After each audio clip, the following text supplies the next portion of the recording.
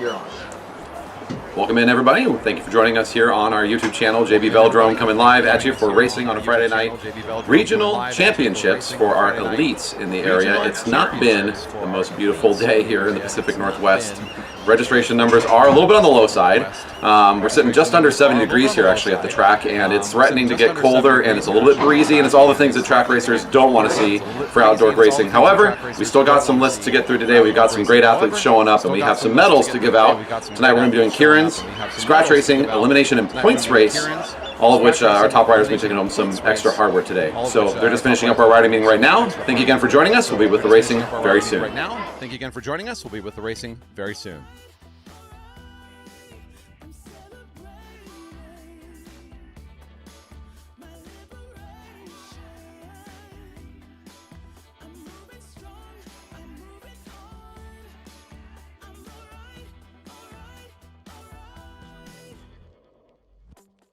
Shaken but not stirred. Just a lesson that I've learned, and so it goes. Tables turn in your own. When I think about the way it used to be, when I think about the things it took from me, I know that I am so much better.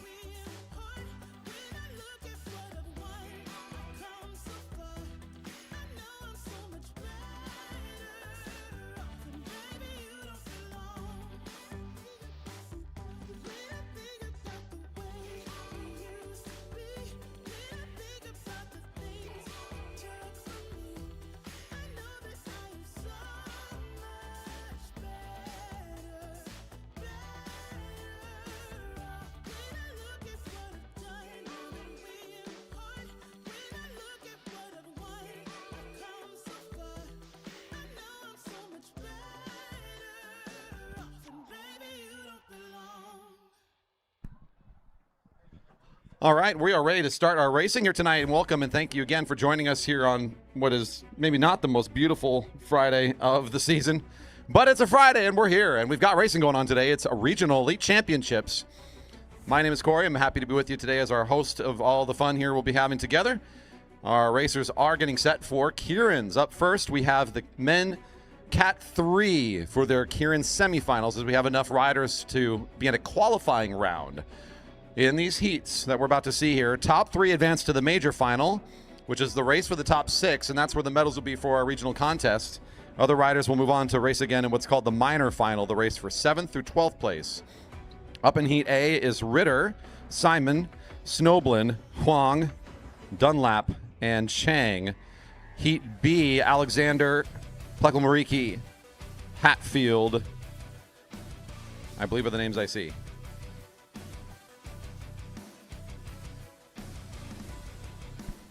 Heat A is heading on out behind the pacer now. We need Heat A, Ritter, Simon, Snoblin, Huang, Dunlap, and Chang.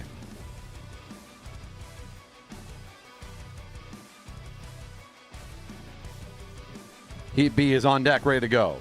Once again, this is going to be a pretty quick set of races. The Keirin is a 4-lap contest behind a pacer bike for the first 2.5 laps. The bike in red there at the front. It's got a little extra battery pack in there to help it go fast and set the pace on the front. Over the first 2.5 laps, the mission of the pacer is to increase the speed gradually over the course of those 2.5 laps and then drop them off at a good speed on the back straight. Riders will then race on the final lap and a half to cross the finish line in front. This is now the beginning of lap 1, so they take a little bit of a neutral in the warm-up circle, make sure they're all in line, and off they go. First lap going to be intentionally a bit on the slower side. Everybody getting in their positions now and just getting ready for what is, again, an important qualifier. Riders have to finish in the top 3 to race for the medals later tonight. This race favors the strong finishers in the field. If you've ever been out here on a Friday night and watched the Cat 3s race and know the riders that look like they're kind of built for fast finishes, they look like they want the shorter races, top speed. This is a race that's perfectly suited for them. This group has got some heavy hitters up at the front. Ritter's going to want to have a good result here today, make sure he qualifies up. And the rider right behind him, Zach Simon, has also been looking pretty strong through the beginning of the season. So it'll be interesting to watch the front of this group. I think that's where some of the mobility, some of the movement might start happening. The back half of this group is going to be kind of responding, I think, to the lead two and how they play and gesture themselves once we get about another lap into this race.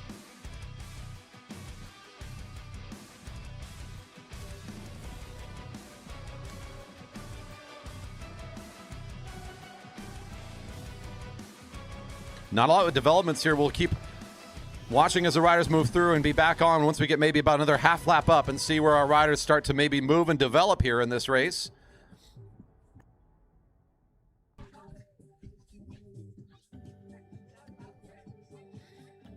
You can see on that last lap the increase in the acceleration from the lead bike. Now our group at good pace. Now we watch for Ritter, who's at the front. Leading factory on the leading edge of this race currently. Looking for that right shoulder now, backing off the pedals just a little bit. I don't think Ritter necessarily wants this lead. He wants to shorten the track before he's fully engaged here.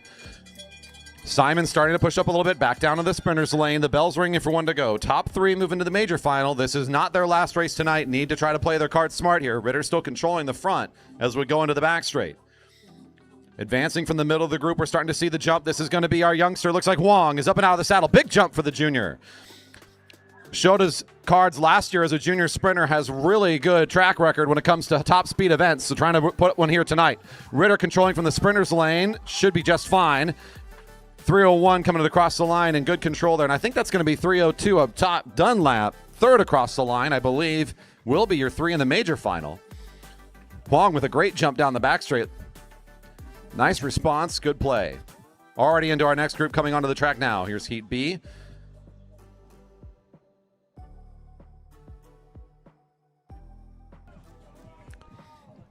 Seeing four to go. Here comes your next group up.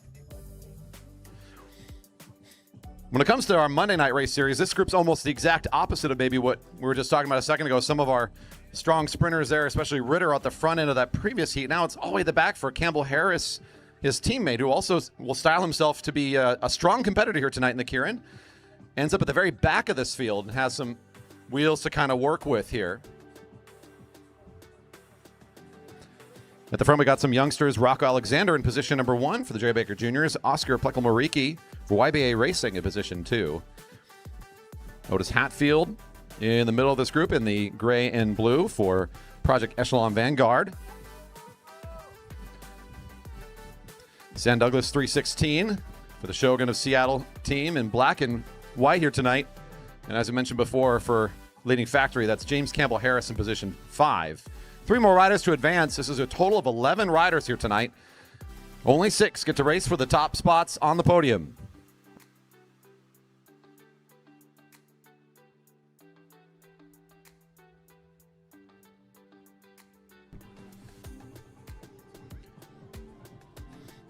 Smiley might be on camera tonight. The official photo partner of the track is here. I see Dennis down there in the beverage garden. Good to see you, Dennis. Good evening. dbcphoto.com. Taking pictures tonight again, making sure to capture some different angles of tonight's racing action. Once again, dbcphoto.com. Thanks for being with us here tonight. We take a look now and see as the race is starting to kind of develop. Notice Stan Douglas, who was in position 5, has moved all the way up into position 2. Otis Hatfield right behind. Campbell Harris way at the back end of this field. The juniors still in the lead out. Rocco Alexander for the Jerry Baker Juniors down in the sprinter's lane. Now he'll start to respond as he sees Douglas rolling up alongside. Down into turn 1. Good acceleration from Alexander. Maybe a little bit smaller gearing. He's getting on top of that bike quickly. Will it carry him to the finish line? Here comes the response from Hatfield. You can tell the difference in the gearing as he's rolling that thing around. Here comes the power from the back half of the field. Alexander trying to hold off on the charge. Top 3 to the line advance. Plekel-Moriki with a great move. Will Campbell Harris have enough? It looks like he will be your third rider in, just barely. Alexander had enough lead out there that he almost found his way into that major. Good move from the front. I believe it'll be Campbell Harris, Plekel-Moriki, and Hatfield making their way on to the majors later on in the program. Straight to final. This is a medal ride. Regional championships on the line for this group. 7 riders lining up for tonight's Keirin, now all behind the pacer.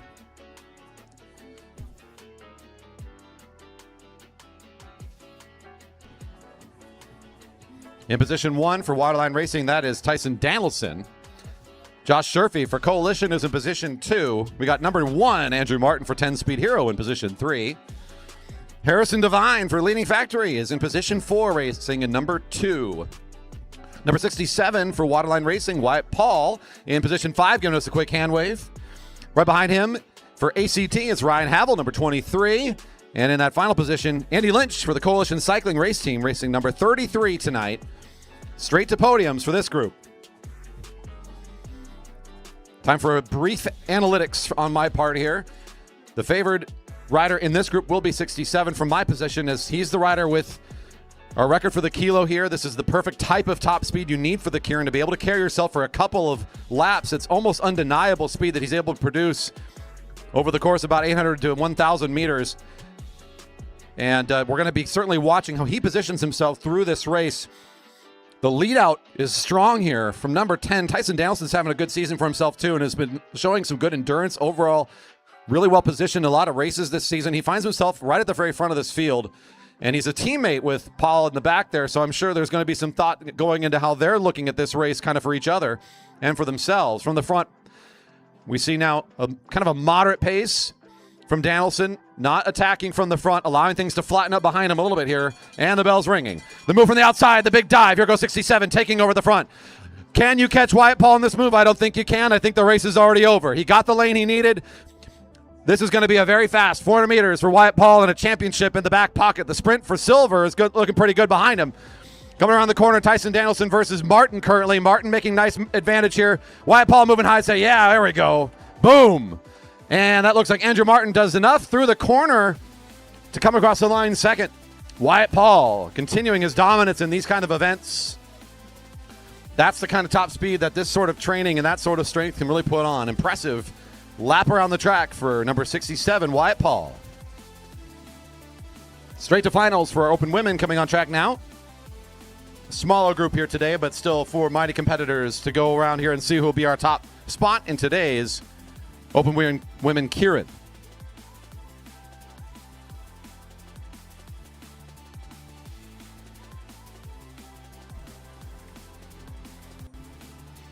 In position 1 for the Jerry Baker Juniors, that's Hazel Baker.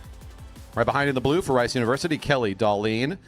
Laurel Safranek for Liquid Velo in position 3 in that gray jersey. And in the black and blue at the back, also for the Jerry Baker Juniors, Renna Fuller makes up our group of 4 tonight.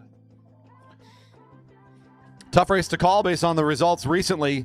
Darlene still looking in pretty darn good race shape. Our rider out of Rice University in a really good age group for this elite race too. Currently a collegiate competitor and former member of the Jerry Baker Jr. team, now coach herself. Think will be the one to beat here out of this group of 4. A couple of the juniors here kind of forming up the front and the back of this group. And then, of course, our rider from Liquid Velo, Safranek, who's been having a nice season herself and has been a more regular presence here on our Friday night race program.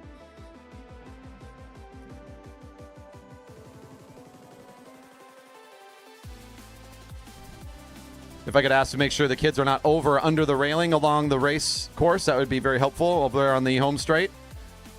Check arms and legs, not hanging over or under the railings. Thank you very much. We appreciate your help on that. A lot of kids excited for the Kiddie Kilo. We're almost there, guys. Thanks for holding on. And the pacer should be taking off here on the back straight. And now the youngest in the group, Baker, at the lead spot. Hazel leading things out through the turn. A little bit of compression happening behind her as the group moves into turn 4.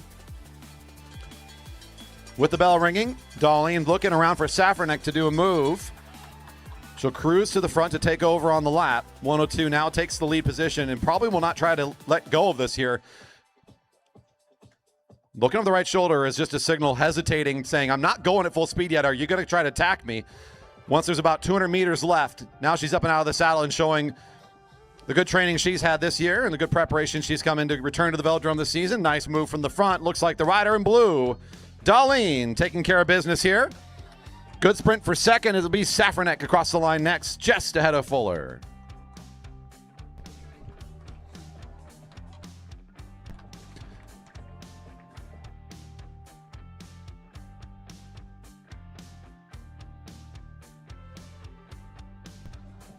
Minor final for the Cat 3 men will be up first. They have like 4 minutes rest time. There's that 10-minute timer, so people can't race back to back to back, sadly. So we have a little bit of rest time. I'm going to make Corey fill. But after that, it is Kiddie Kilo and then Camp Velo graduation. Fantastic. So a little bit of a moment here of pause and respite for all of us before the final for the Cat 3 men in the Keirin. Cat 3 men, Keirin upcoming in about 3.5 more minutes or so for required rest time. In the meantime, great chance for you to help us out here. Go visit the food trucks. It's a little bit of a slower day. I know it's not the best weather for ice cream, but come on. It looks so darn good. Ice cream sandwich is always good. It'll always brighten your day. Put in an order. Get your food now before it gets too late. We'll take a moment to take some break off the mic for myself as well and be back on when we're closer to starting. About 3 minutes rest time for Cat 3s.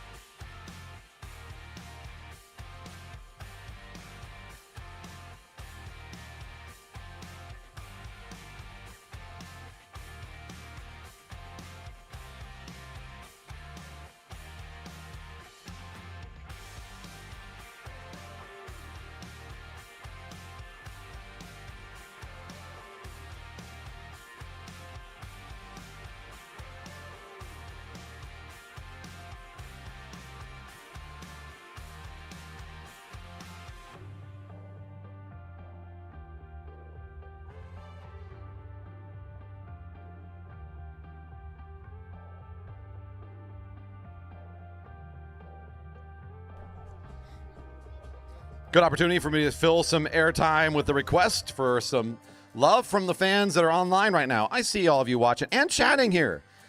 Look at this. Oh, they're all helping each other with the questions that I was missing. Look at that. Our good friends from Australia are back in enjoying the view. Good to hear from all of you there enjoying the racing tonight. Man, goodness. If you're out there, don't forget to leave a comment on the video if you're rewatching later, or if you're joining us live, don't be a stranger. Jump in the live chat. Say hi from where you're watching from. Give a little bit of love to who you're here to watch. What's up, Nolan? You got a microphone. That's dangerous. I know, Corey. I don't know why she keeps giving it to me. Actually, this time I just took it from her, I'll be honest.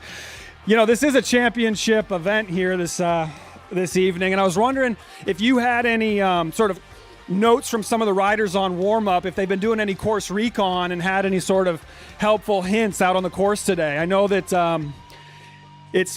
it runs pretty consistent week over week, but I didn't know if you had something special for the evening. Not a thing.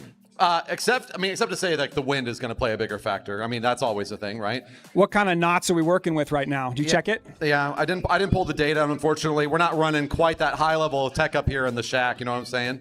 I've heard that before. Yeah. I caught wind. I was doing a little eavesdropping, and I heard turn 3 is the place to attack tonight. Oh, okay. Because of the change of wind.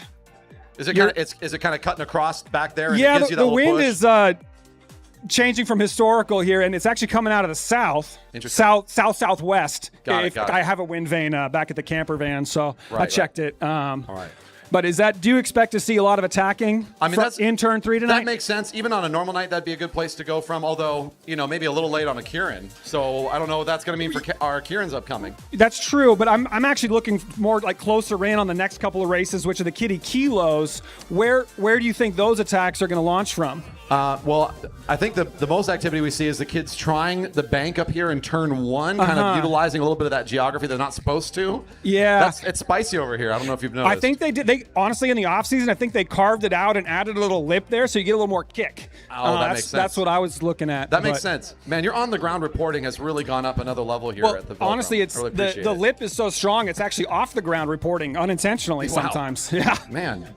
That's intense. I mean, you're putting your life on the line just to bring us this latest news. I really appreciate it. And from all of us here, you're welcome.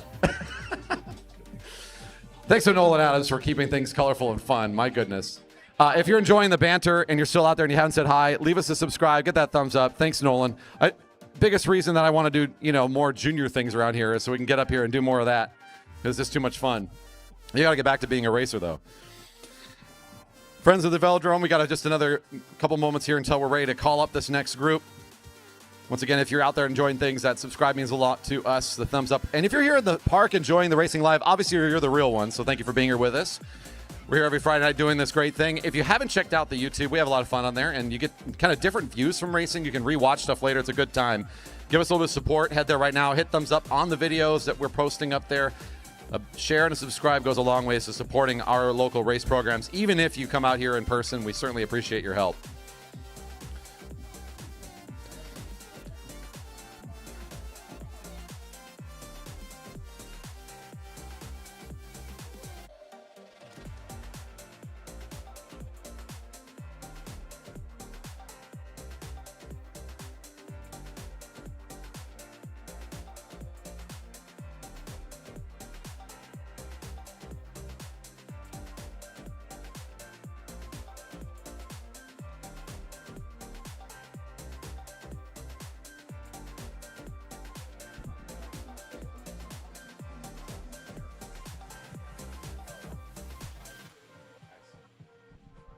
Sounds like the live chat's the place for the gearheads tonight.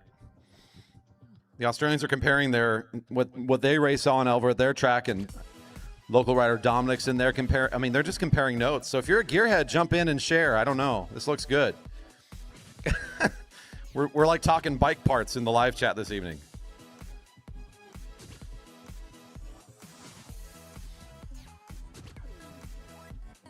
Now's the time to get high-quality used bike parts for cheap, apparently, too. I didn't know that.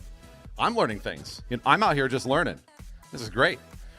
If you actually have a question, now we're a little bit more tuned in. Those Keirins are hard for me to pay attention to what's going on except for the racing. But if you have a question, too, and if you're here at the park, you want to ask something of one of us or our very knowledgeable bike fans that are out there, the live chat is a great place to engage and ask a question about either our velodrome or the racing that you're seeing in front of you.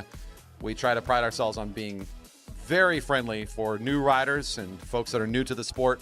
I don't think everybody's a huge super fan of track racing. It's kind of a niche sport in its own way, so we're doing everything we can to educate along the way.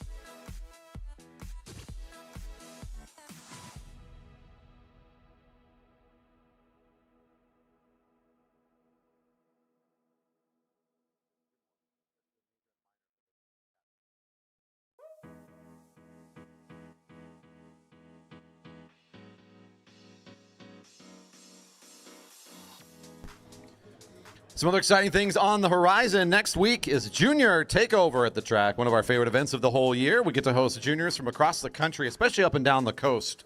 We got our good friends from down the California area, up across in the British Columbia. We got our friends up, of course, from Portland will be making their way here. And it's all about getting junior riders a little bit more education, a little bit more competitive opportunities, a little more repetition on our track and with our staff, kind of giving them some different takes on it and putting them in junior-only fields throughout the weekend. So Friday night next week is still normal Friday night. There's going to be kids before the racing starts. There'll be some more young riders.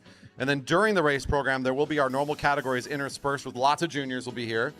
And then over the weekend, there'll be some racing just for junior riders. So Saturday and Sunday, there's stuff going on here. Lots of great things to tune in on. If you're a regular Friday night person, you're going to enjoy seeing a slightly earlier than normal start time for young riders, and then our normal Friday night starting at 7 o'clock with a lot more juniors in the fields. That's a great night for Kiddie Kilo fans because they can come by and see a kid.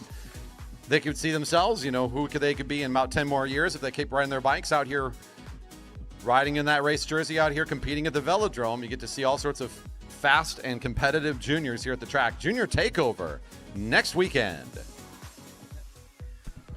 I hear the call. I think they're whipping things into motion here for the minor final. This is the minor final. Our 5 riders in the minor final lining up behind the pacer now.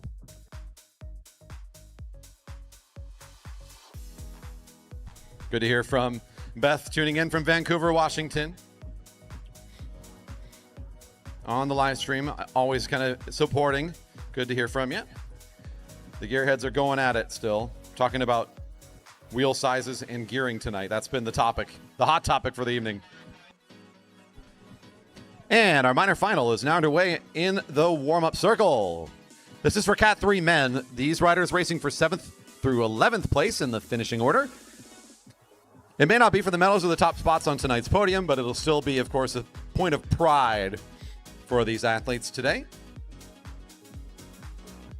Kiddie Kilo, it's just about time to get into position. You are up after 2 more Keirins, so Kiddie Kilo riders start moving in the right direction to be ready to go. You know where your queue up areas are. Now's a great chance to get there.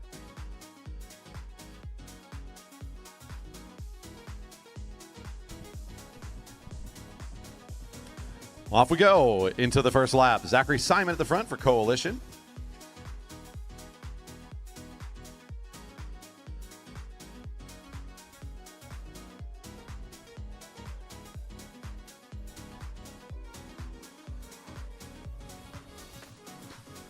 We have our junior for Jerry Baker Juniors, Cody Chang in position 2. Peter Snoblin for leading factory in position 3. Alexander Rocco also for the Jerry Baker Juniors in position 4. And the black and white, that's going to be Douglas for the Shogun of Seattle.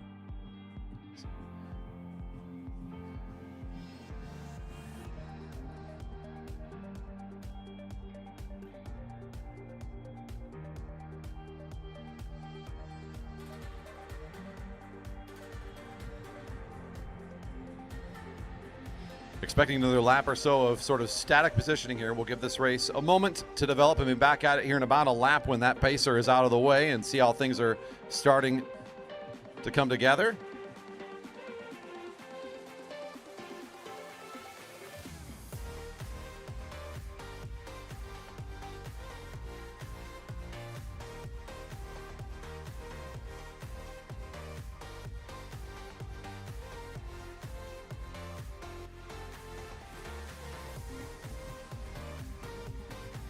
Heading down the back straight. Pacer now going to make the exit. Zachary Simon, I think in a really good position for this rider and the way he rides to be at the front in this field. He's going to do exactly what I might have expected to do. Just attack, attack, attack from the front. Cody Chang holding on to the wheel here, though. The junior's got a great wheel. A gap has opened up a little bit here, so Simon taking advantage of being at the front, just driving this thing as hard as he can right away. When that opening's there, Chang is locked into that slipstream. This has left a pretty big gap for Alexander to try to bridge his way up. Now the junior's trying to make the jump before even in turn 3. That's a long ways to go, kid. Maybe a bit early. Back into the slipstream he goes. He's going to try one more time. Simon's so strong from the front, though. Good effort by Cody and way to fall into position right where he needs to be. It'll be Zachary Simon across the line first. Chang and then 317, Alexander.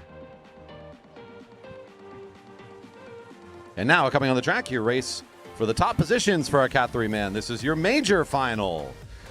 Our only race tonight that required qualifiers to get to this stage. These 6 riders had to be in the top half of their fields before making their way here. Mike Ritter drawing position number 1 again. Number 321 at the front, shaking his head, saying no thank you. William Huang in position 2 for the Jerry Baker Juniors. That's Dunlap in position 3 in the purple with the white helmet. Otis Hatfield right behind in the gray and blue. In the light pink color for YBA is Pluckle Bariki, and at the back end, James Campbell-Harris also drawing the same position as he did from the qualifiers. I don't think he'll mind that position too much, though. What's interesting here is the position of the junior in position 2. We saw in the qualifier just how much acceleration he could apply.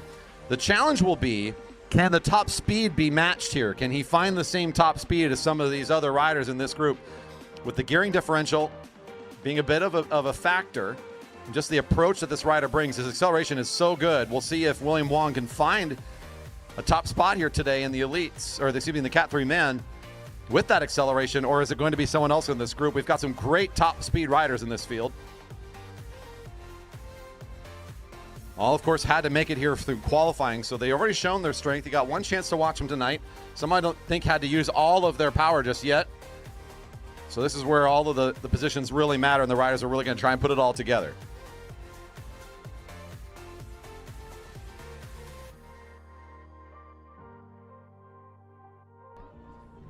Ritter on the front. Racing it much like his qualifying. He's going to let the speed ease off just a hair. Not surprised to see this. He doesn't want to take this thing from the gun like we saw Simon do in that last group. Waiting for some speed here. Bell's ringing. No advancing just yet. It's still building, still anticipating. The track's getting awfully short here for this Keirin. Ritter does not want to take any sort of advantage from the front. He is letting this thing accelerate from behind. Caught sleeping a little bit. The move from Hatfield. Big acceleration, and the kid's trying to respond. He's got the sprinter's lane. Wong down low. Otis Hatfield above. The short lane to the junior. Can he hold on to this position? It'll be a good sprint to the home straight. Hatfield with good strength on the outside. Oh, up on the saddle again. It's a fight for the line. Whoa, Hatfield. 310. Barely over the junior. He had to get up and out of the saddle in the home straight again just to reassert a little bit more power. Riding that big gear here tonight. Huang makes the good move. He finds the short lane, does what he needs to do. Nice acceleration as we talked about. That was kind of his ace that he had to play. And a good match between the two to be in the top 2 spots here tonight for the Cat 3s in this Keirin. Kiddie Kilo, it is time to open the gate and bring you on down.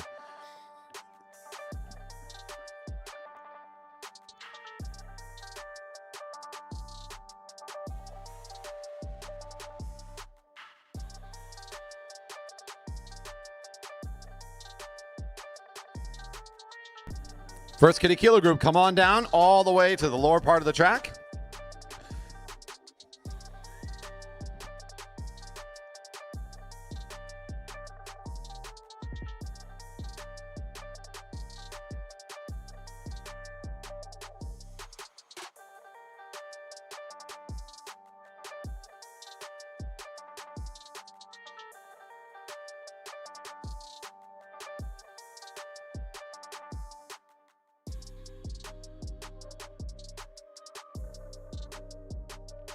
I still getting my breath after all those Keirin rides.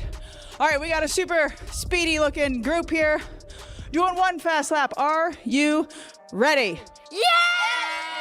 Yes, they are. One super fast lap. Ready, set, go! Nice straight lines. Try to stay down on the flat section, please. Stay on the flat section. Can I have a few more junior helpers help wrangle the kids, please? A few more junior helpers down here.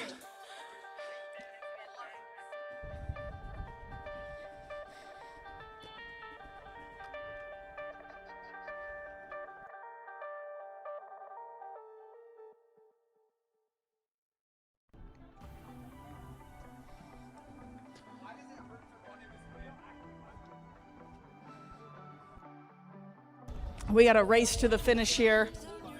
Renna, watch out. They're coming in hot. A full suspension mountain bike. That is intense, actually. All right, head into the warmer, or head into the grass. Head into the grass. Can I have one of the juniors go stand in the middle, please? Maxim or Daniel, go stand in the middle. Maxim or Daniel, stand in the middle. There we go, all the way to the line.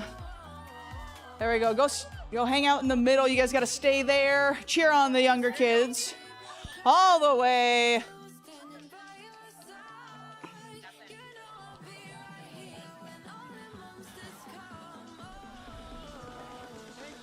Leg spade looking good. Nice work. The echo is really weird today. All right, next group.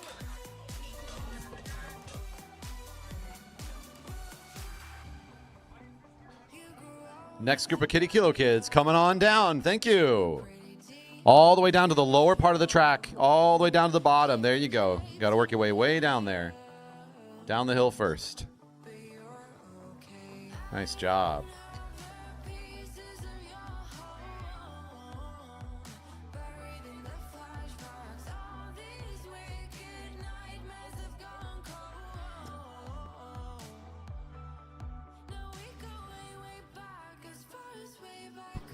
We got another super speedy one-lapper group here.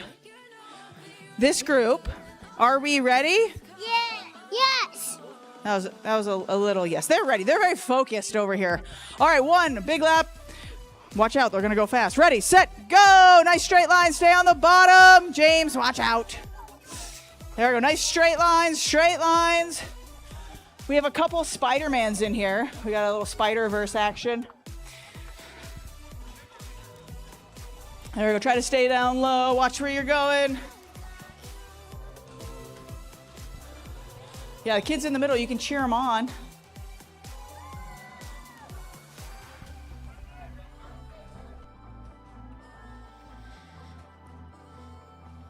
Later on today, we'll be celebrating our first group from Camp Velo. It's kind of the next step for any kids that are having a lot of fun here at the Velodrome. Doing our Kiddie Kilo every single week as they grow up at age 8 or so is about the time to start maybe thinking, is it a good idea to jump into Camp Velo and start learning how to race? More classes available this summer. If you have questions, don't be afraid to ask.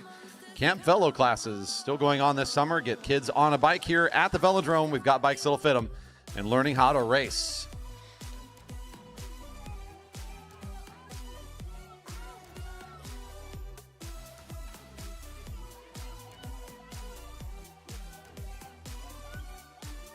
There we go. Watch out. They're coming in and they're turning left. They're coming in fast. Go right into the grass. Juniors, help each other out. Older juniors, help each other out, please. Yeah, people watch out at the finish. Don't take another lap, please. Woo. There you go. Good Yeah, watch job. out. We got a lot of people coming in fast. Oh, we got a whole pack here. They are feeling the headwind down this home stretch. I was feeling it on the e-bike. He's good. There we go. We got a couple more. Oh, someone took the warm-up circle. Pro move. There we go. We got a few more. Then we're going to have our last pedal bike group. One lap only. Off into the grass, please. One lap. Help us out. Only one We lap. got bonus laps going on right now in corner 1. Okay, off they go.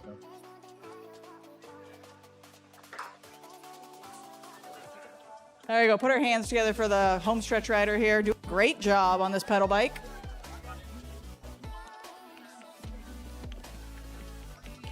Nice work. It is a long lap. Great job. If we get this next group up real quick, I think this is a bonus lap coming around, so I we can got get our it, next yeah. group. All right, next group. Come on.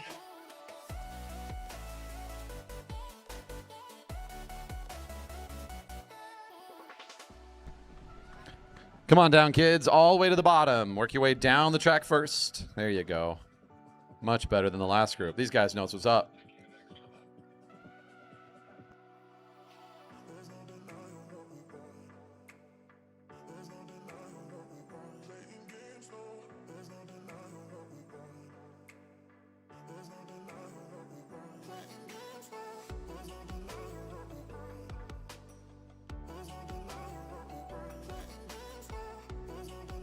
All right, this is our last full lap group, and they look very, very speedy. This last group, are you ready? Are you ready? Yes. Yeah. Yeah, I think we're ready. All right, last full lappers. Here we go. Ready, set, go. Nice straight line. Look where you're going in this start. It is busy. I think this is 95% womb bikes here. It's tough in this start. We got it. We got it. There we go. Keep it going if you can. Try to stay down low. Stay down low.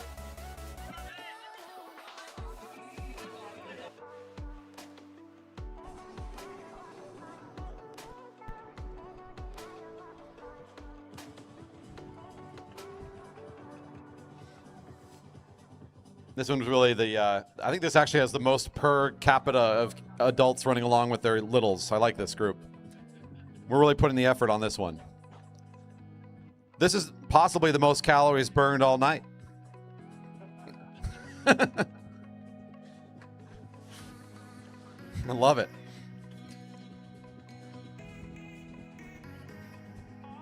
Kiddie Kilo every single Friday all through the summer, as long as we're doing our racing. Parents oftentimes will count on this being one of their events through the week. They can come hang out with their kids, have a fun moment out in the community. If it's raining, we won't be here, so do check the socials. We're on Instagram, JB Velodrome. That's usually where we'll post cancellations first. And if we ain't racing, we ain't doing a Kiddie Kilo. So that's the only thing to keep your eyes open. Otherwise, if we're here on a Friday night, we're going to be doing a Kiddie Kilo. Hey, kids, if you look over here on corner 2, you can also see the Osprey flying around, our local residents here. That home stretch, get the bikes and people off that straightaway. Kind of clear the line. We got some fast finishers coming in. Jerry Baker Jr.'s, help kind of clear that finish for me, please. There we go, all the way to the finish line. This is a good group here. Keep going, all the way to the finish. And then you got to stay there, and we'll cheer on this last group. There, okay, Joshua. There we go, nice straight line, though. Look at that leg speed. Oh, that was like super speed there. Saw the parent and went, I can go even keep going faster. into the grass. Keep going. Keep going all the way into the grass. Jerry Baker Jr.'s, help out. All the way into the grass. No traffic jams allowed. We had one of those tonight. There we go. Good job. There we go. We got a few more in corner 3. Like I said, after this, we are doing Camp Velo graduation. I think they're doing a wheel race, and we'll explain what that's going to be, and we'll explain a little bit more about Camp Velo when that is happening as well. So we're going to go do 2 more, and then we'll start our push bikers. Like I said, kind of get all the way to the grass, and we'll cheer on these balanced push bikers. My favorite thing is how much the kids are getting cheered on by our Australian friends, too. They're like picking their favorites out here on the live chat, and like parents are going to have to go back and watch the live stream later. They're having a good time cheering your kids on. It's great. We got a community out here like enjoying the fact we've got these kids going all 400 meters around here. 100 kids a week or so doing Kiddie Kilo. It's a big deal. It's been going on for a long time, but it's been the last couple of years we've been consistently seeing this community support to this level. It's just so much fun.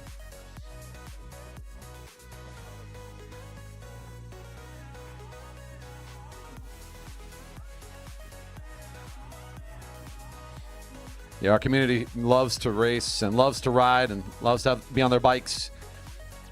And you can see it here.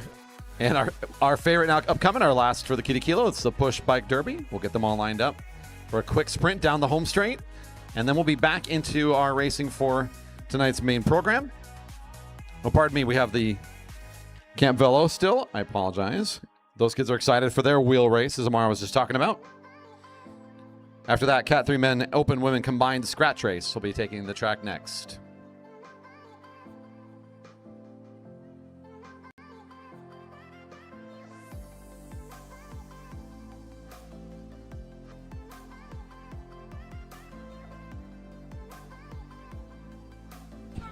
Alrighty, it looks big group here of push bikers.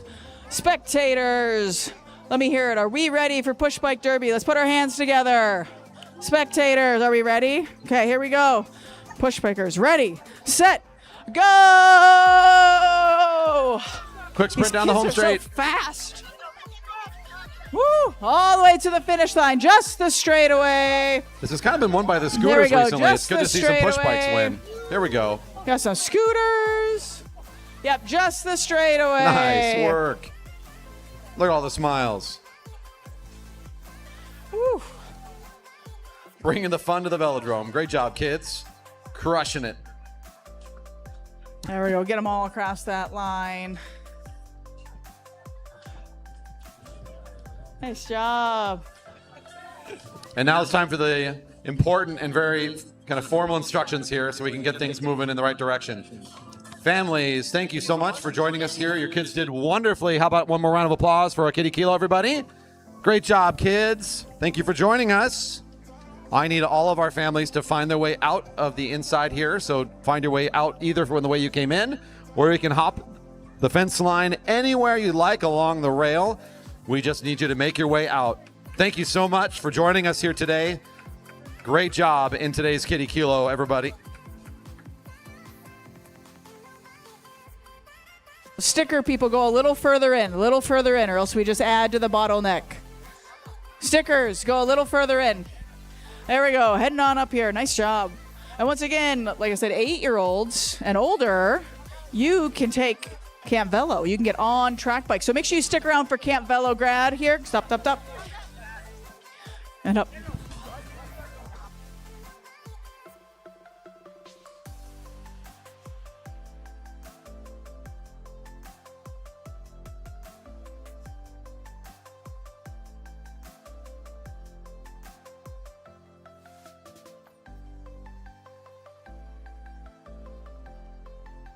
Once again, stickers on the way out. We have Kiddie Kilo stickers. There we go. Head on up the track right here. Up the exit. This is the hard part. We only have so many exits on the velodrome. All right, like I said, we got stickers, and we have those Sweet Wheels dessert truck. Those look amazing, by the way. Get your sticker. Go get your ice cream.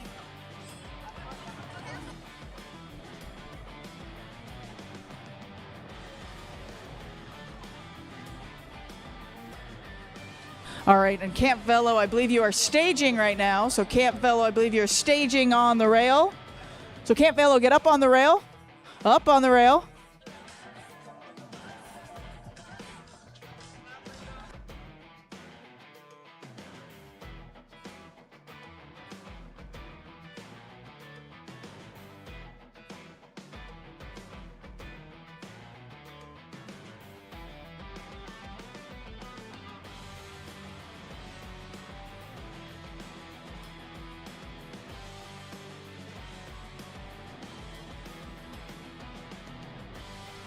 And again, kids, if you're enjoying kids on bikes, the families, you want to see more of that next weekend, Junior Takeover is a great event to check out. If you're already coming out for a Friday night, you can show up a little early.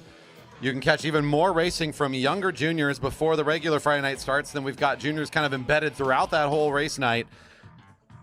That's a kickoff of a whole weekend of junior-focused education and racing opportunities. The Junior Takeover next week here at the Velodrome. Really a good weekend to be here for. Thank you again for joining us. All our Kiddie Kilo families have made their way out. Here in a little bit, one of the next voices we're going to hear on the mic is going to be Coach Kelly, who's going to be walking us through this race and introducing folks. But right now, a fun tradition here. It's our welcome to the community race on a Friday night for our Camp Velo graduates that were able to join us.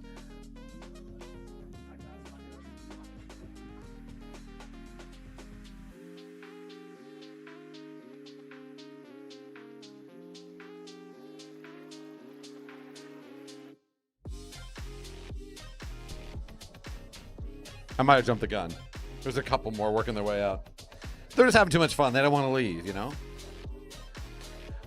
Using the metric system. Of course I'm using the metric system at the track. What are you talking about?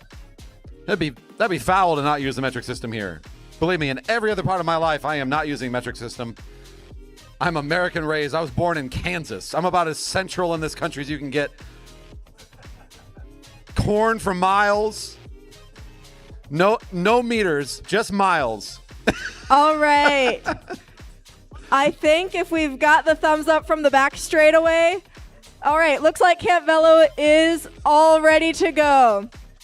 So I'm going to count down from 3, 2, 1. And then when I say go, you're all going to push off, make sure it's clear, and get into that sprinter's lane. We ready?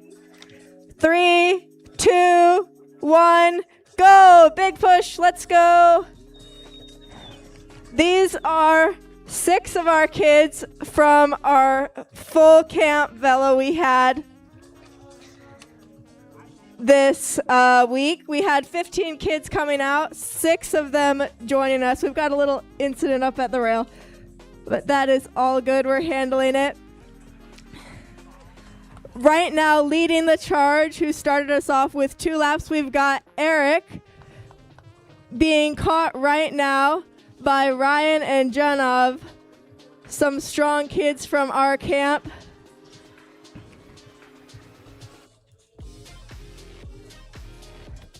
They are getting the bell right now. Ryan currently in the lead. And then in this wheel race, we had a pretty big handicap for some of these kids. So Albie now coming around out of corner 4, getting the bell.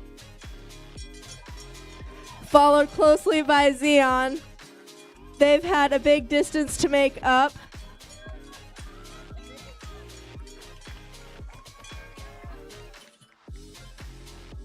been really great to have all these kids out here this week learning to race. Really, everyone improving a whole lot over these 5 days. Went from not knowing what a track bike is to doing all sorts of different races.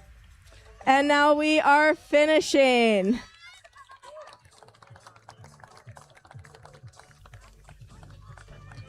Excellent.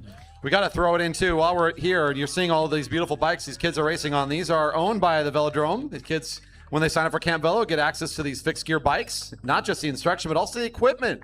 It's pretty sweet to see. You got those beautiful green frog bites. We all love those for the youngsters. Here's one now coming across the finish line. Nice work.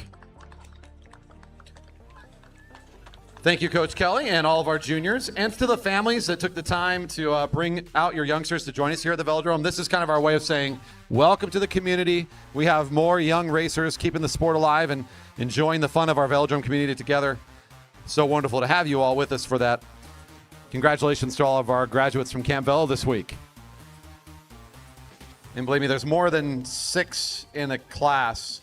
We have 15. 15 usually we had is a cap. full So class. not everybody can make it on a Friday night. It's just who can show up. But yeah, this first one did fill up. So we had 15 youngsters this week. And moving forward, we expect our classes to continue to fill up. So if you'd like to get in on it this year, make sure you get your registration in soon.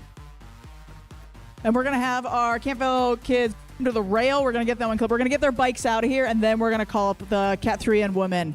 Nice work. Showing us all these skills, stopping at the rail. Pro, nice work. There we go. Yep, we're going to stop here at the rail. We're going to get you across the track. We'll give you another round of applause.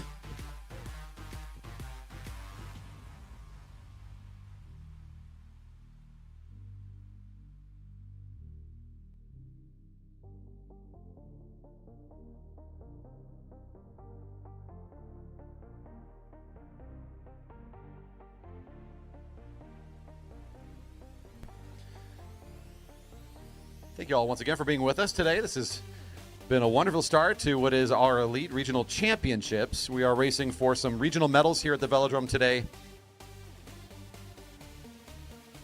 All part of the fun today is including, of course, our Kiddie Kilo and just recently our Camp Velo graduates. We are about ready to bring up our next group of riders to return here for some more championship racing. This is a combined field of Cat 3 men and our open women about ready to take their position for the start.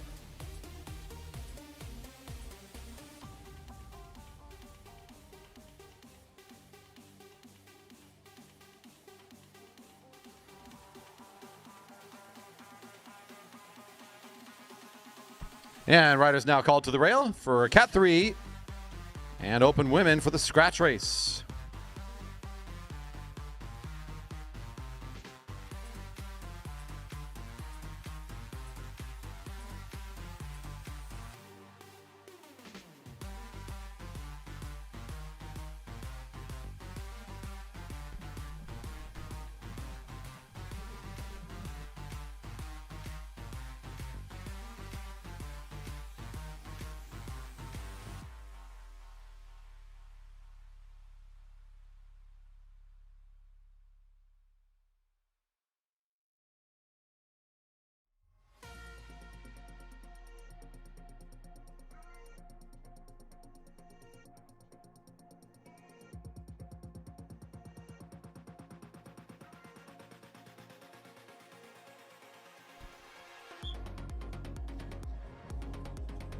Good to see so many folks here today, despite the weather not being its best here in the park. Corner one's is filled in nicely. Good to see over there.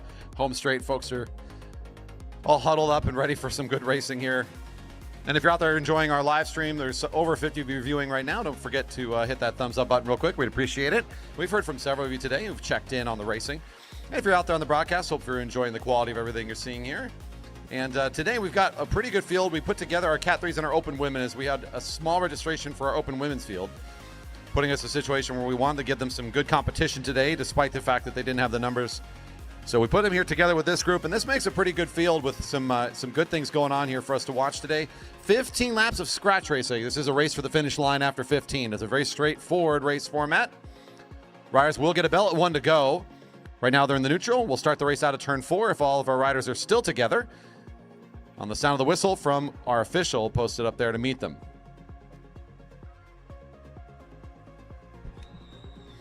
And that means racing's underway. Scratch racing, 15 laps to go. That's right, folks. You can put your hands together. This is a great time to do it. Appreciate it. They can hear you, I promise. We're going to be settling in here for a couple laps of warming up together. I have a feeling this is going to be the group kind of getting into position, riders feeling things out a bit. We'll talk about riders within the group as they're coming through. Scratch race kind of goes one of two ways, especially with the 15 laps. It's likely going to be a bunch sprint. It doesn't feel like a long enough distance where we're going to really be able to pull this thing apart. So this is going to play well if the speed is moderate for some of our finishers that did well in the Keirin. They're going to want to be able to apply pressure and find that fast finish, although I think the winner from the Keirin, number 310, Otis Hatfield, he's got a good mixed skill set. He's got plenty of endurance to compete in this scratch distance and will probably be able to work through some of these attacks and maybe even make some of his own. So don't use that Keirin entirely as a sneak peek of how this race is going to play out. Kelly Donnelly, the winner from the Keirin for the Open Women, was on the front there for a moment. So there's one of our women competitors, the rider in blue, number 102. Already a couple laps down. Here's Peter Snoblin leading Factory Racing. There's a couple riders out there. He's in the red kit for the team. Right behind him, his teammate Mike Ritter in the white version of their jersey. Liquid Velo leading the way. We've got a couple riders here tonight in various fields for the Liquid Velo race team. Isaiah West, number 312, on the front right now. Has been looking on the up and up in the last couple weeks. Looking very strong. Overall, good rider in the field. This might be an interesting race for him to see what he can put up for this very straightforward race format. Here comes a bit of speed from Zachary Simon. Now, this has been also sort of the flavor of the month when it comes to Cat 3 racing, is Zachary Simon at the front attacking consistently. The rider from Coalition does not like the slower speed, and he sees an opening. He's going to move all the way up to the front and pick things right back up again. And really, this is the first time we're really seeing the group under top speed, or at least close to top speed, for one of these intermediate laps. They're hustling now. Stretched out behind your lead rider. Simon on the lead for a full lap at 11 to go. There's Otis Hatfield. I mentioned him, the winner from the Keirin, right on the wheel. There's Mike Ritter, also at the front, sort of watching this move. Plucka Mariki, Portland area rider, YBA Racing, takes the front. But that's the youngster. That's Cody, I believe, responding as quick as he can to hold on to this attack. So now we're starting to see the attacks coming fast and frequent here. This is going to make it tough for some of our sprint favored riders in this group. Your Monday night sprinters wishing this would go a little bit slower for a little bit longer at 10 to go.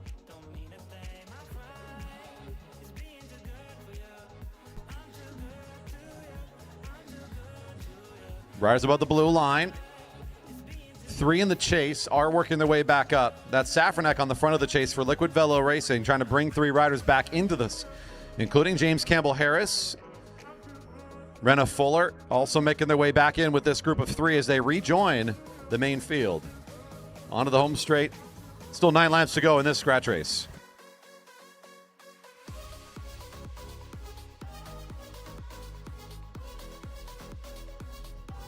Neve tuning in from Baker City, Oregon. Good to hear from you, Neve. Cheering on the women's field out here in this group. I think the live chat can answer that question for you, Robert, but not anymore, unfortunately. There's more story to it, but we are the last one up here in the United States side of the Pacific Northwest. Our friends up in British Columbia, we still have a few operating velodromes on that side of the border. This is a move out the front by Peter Snoblin, the rider in red and blue. At 8 to go, taking an attempt here. A 3:14 is covering it pretty quickly. That's Zach Simon again. Yeah, to come back to that Portland conversation, a lot of our regional events will get more of our riders up from Portland. So you'll see at the Grand Prix later on this season, our Portland area riders will make their way up kind of in the weeks leading up to that to prepare for that event. Couple of teams continue to organize and try to keep track cycling alive, even if they have to make their way up here to the Seattle area to compete. It's especially tough on weeks where it rains, though. Getting in the car and driving an hour and a half, 2 hours, and then hearing in the car that the racing has been canceled can be really tough. So our hearts out to the Portland teams that keep making their way up here. One of them, the product of Team Epic, now racing for YBA in this group. Oscar Plekel-Mariki in the pink has made this his home track and spending a lot of time here competing at our velodrome. At the front again is Snoblin, just kind of sneaking away here. Still pretty moderate tempo from the field. The first third of the race, we saw a couple of pretty strong attacks. Now we're kind of past the halfway point and things have cooled down a bit here. 6 to go.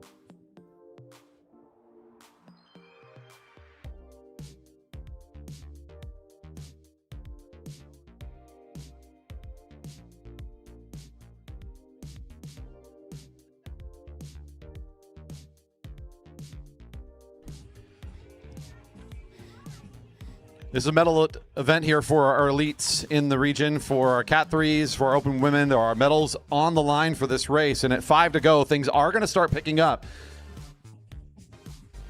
There goes Oscar. We were just talking about the Portland area rider, taking over the front for a little bit here. A little bit of acceleration, moves up high, field right on his heel. Simon also pulls up quickly. Dunlap now the rider in purple with the white helmet at the front spot. Swings high, a couple riders following suit. Who's going to take the front now? It's so close to the finish line. The speed is likely going to keep coming from someone here. Now we get to ACT taking the lead spot. That's short for a cycling team, by the way. 3:22 on the front of the lap. Brendan Lang. Quick acceleration with West on the wheel. Down the back straight, we see Snoblin leading the charge for the rest of the field. Staying close to the break of 2. It's a very small break. Maybe 15-meter gap or so. It's not huge. 3 to go. Getting close to this finish. Feeling this pressure starting to build. I can hear from the infield some encouragement to the break. It's so small, though. Are they going to continue to work on this? Lang continuing to drive. Plekel-Mariki has done most of the work to bring this back together again. Now Rocco Alexander is on the front for this charging field. This has pulled things apart as a couple of riders have fallen off this pace. This is doing its damage. We've lost a few sprinters off the back end of things. Can you hold on to the tempo here for a little longer? They're still on the front at 2 to go. I don't know if this break effort was really going to pay off. My eyes are now posted to the middle of this front field. I'm looking at 3:10. I'm looking at Hatfield compared to, based on how he raced that Keirin. Still looking pretty strong here tonight. Is certainly going to be one to watch. He's still in this group, looking very comfortable. He didn't have to work to bring anything back. He's not been on the attack. When it comes to what he has left in the tank, it's quite a bit. Move down into the sprinter's lane. Coming into the bell lap, it's Zach Simon doing what he does best. Leading out from the front. Strong attack here onto the home straight.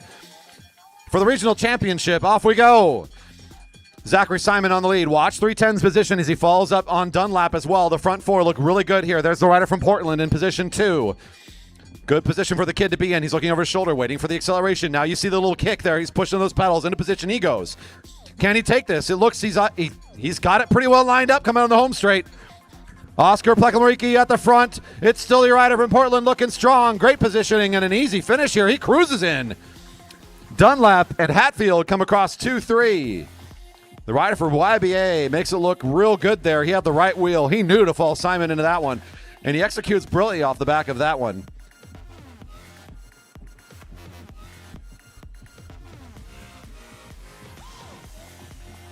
A solid competition here for this group as they make their way off on the back straight. Congratulations to all of our athletes for the Cat 3 men and the open women combined field in the scratch race.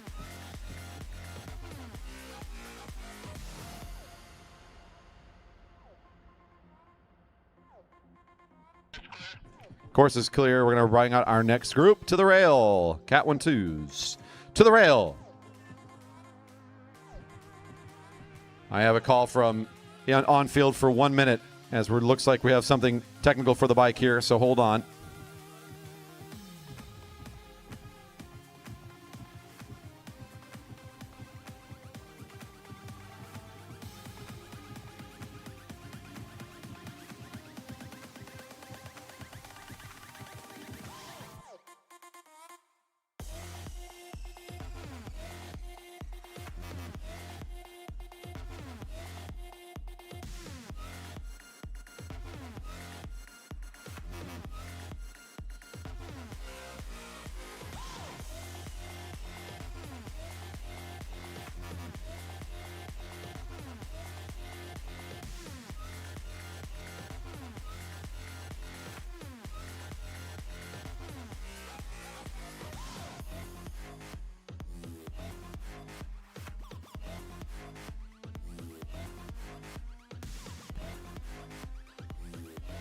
Riders off for the neutral. This is a 30-lap scratch. Same rules apply as what we just saw a moment ago. Now for the Cat 1-2s. Our Elite Men Regional Championship for the scratch race in its neutral lap.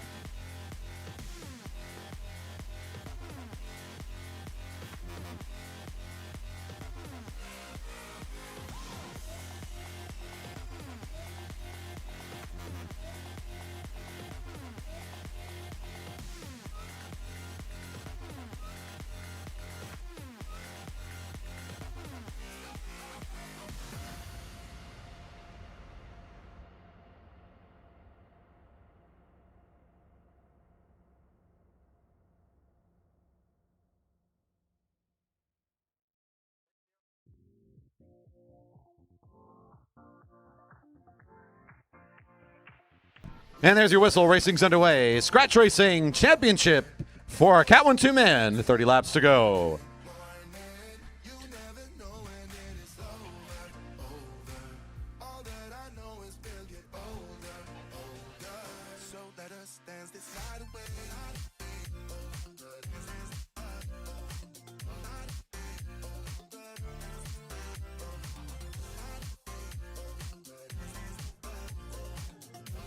And off and away on this scratch race. And this is going to be a longer distance. So now this is where this race format kind of lends itself to the athletes and how they show up. When you don't have any sort of special rules, no points along the way, no intermediate things to score or to be concerned about. It's just pure race tactics. It's all about the athlete's strengths and their approach to the race. And 30 laps is a beautiful distance for this. It fits in this nice spot between the longer distance scratch race, the 10 mile, where we do 40 laps out here. That really starts to lean into that endurance side, almost heavier than a normal scratch race might be, where 30 is in this nice spot where it's a long enough race. You're going to be tested. There's going to be attacks. There's going to be some things going on. But at the end, if you can survive that, the top speed riders here, they're going to find a good position, and they're going to end in a good spot here. So if you are not one of those riders in this field, you're thinking, I'm not wanting this bunch sprint situation. You need to find the ways to keep it aggressive, keep it fast, keep it moving here early. Try to wear out those fast finishers. The wind is certainly another factor here today. We are experiencing headwind down the home straight, so the finishing side of the track is the slower side. Being out here in a break and working against the wind is harder today than it is on a normal day at the Velodrome. Always something to keep your mind on here as the race starts to unfold, especially in the later laps. We saw this rider's speed. If this is a moderate speed race, he's able to sit in. This is Wyatt Paul at the very front. We saw the speed he put on display for the Keirin. This is what I'm talking about. If you let this race go slow, how do you beat him in a finish? Kind of depends on how things play out, but this is going to be one of those riders that if you're out here and it's like, I don't want to be in a race with this guy at the end, I got to make it fast right now. I know how he trains. I know what he's training for. It ain't for 30 laps of top speed. Here goes Elliot Crowther to the front, number 30 on the lead of the lap.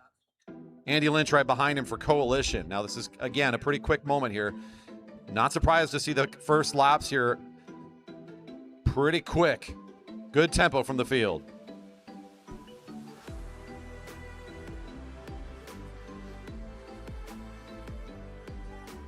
Easily sitting at about 30 miles an hour on these laps, averaging close to that speed as we're seeing this group pulled out in single file.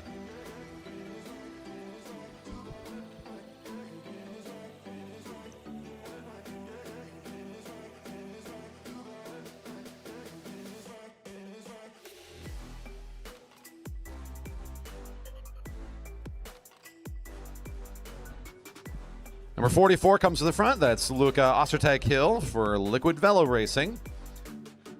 Crowther again to the front, moves up pretty quickly. He's going to leave room for Mike Darlene, who takes over now in the dark blue.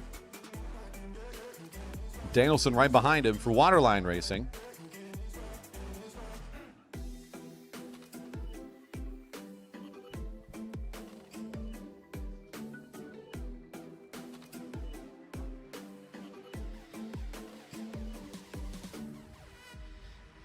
At 23 to go, things have stabilized for the moment. Racing continues. We'll see where the next move develops from.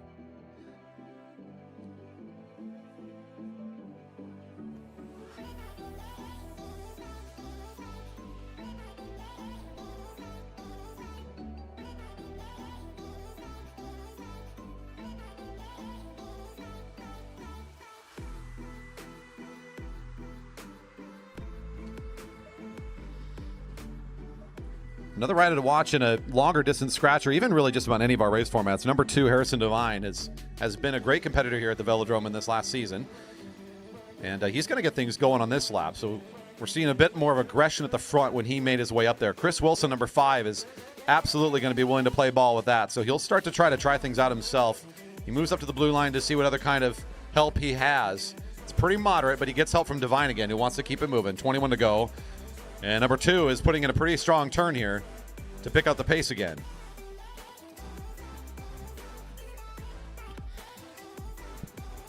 Riders just saw 21 to go. Couple of other riders to watch in this group. Speaking of thinking about the finishes here, we always got to keep our eyes on number 1, Andrew Martin for 10-Speed Hero. A many-time Masters champion, our local Rider of the Year last year. He finds himself at the front of a lot of fields and a lot of races. So keep your eyes on number 1. If this stays together, he's very smart in terms of positioning and timing when it comes to finishes. He's going to use just enough where he needs to use it. At the front of the group here, we do see number 5 kind of working his way away from the group. And now a bit of a attack here from Quinn Kennedy for ACT. Number 6 and number 2. Now these two make a great duo. Their style could be somewhat mirrored here. This is a great pairing and a good threat for the field to be thinking about. Number 2 and number 6 getting active here. That's Devine on the front of the lap. In the chase, you have number 5 in green. That's Chris Wilson, number 15, Carl Hafer, and then the rest of the field strewn out right now behind Darlene, kind of hesitating a little bit here as the field. There goes Wyatt Paul, number 67, to fill the gap here, work his way up, bridge towards the front. This should encourage the rest of the field to do the same. There's still a nice gap here leading up to the leaders at 18 to go. There's your chase with Hafer on the front, number 15. He'll pull up for 5. Wilson, who'll come out of the sprinter's lane as well, and surrender position now to Lynch, who takes over on the lap for the field. Checking in our 2 leaders who are still looking pretty consistent over there in turn 3. That's Devine and Kennedy working together, and they are a team now, so they're going to take turns of about 200-meter pulls each, trying to stay away from the charging field as long as they can. 17 to go. The field is looking very consistent in their approach here.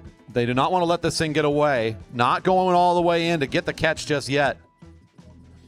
That's Tyson Danielson that was at the front most recently. Wyatt Paul sneaking out in front as well. Paul and Danielson connecting there on the back straight at the lead of the field. About 3 or 4 bike lengths separating them from Josh Sherfy on the front there for the rest of the field.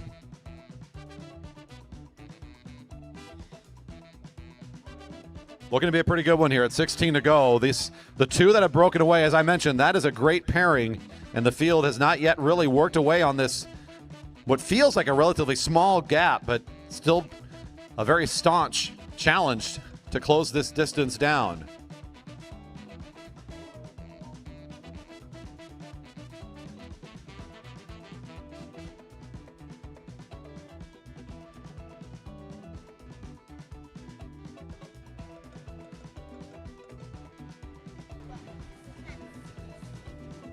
$15 to go.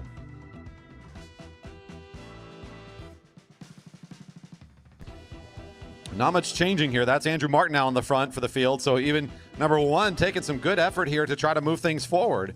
Everybody's taking their turn to keep it close. They all want a shot at the top of this podium. It's still Quinn Kennedy and Harrison Devine just digging deep in the field, sitting above the blue line for a moment. Elliot Crowther now, number 30, gets back down to the sprinter's lane. He wants a shot at this. The glory is down track right now. They've got to get moving. 14 to go.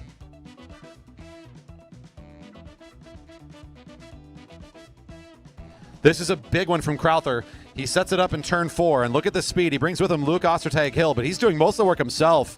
Now Ostertag-Hill takes over on the lead for this bridging effort, bringing along number 1. He senses this is a good movement too.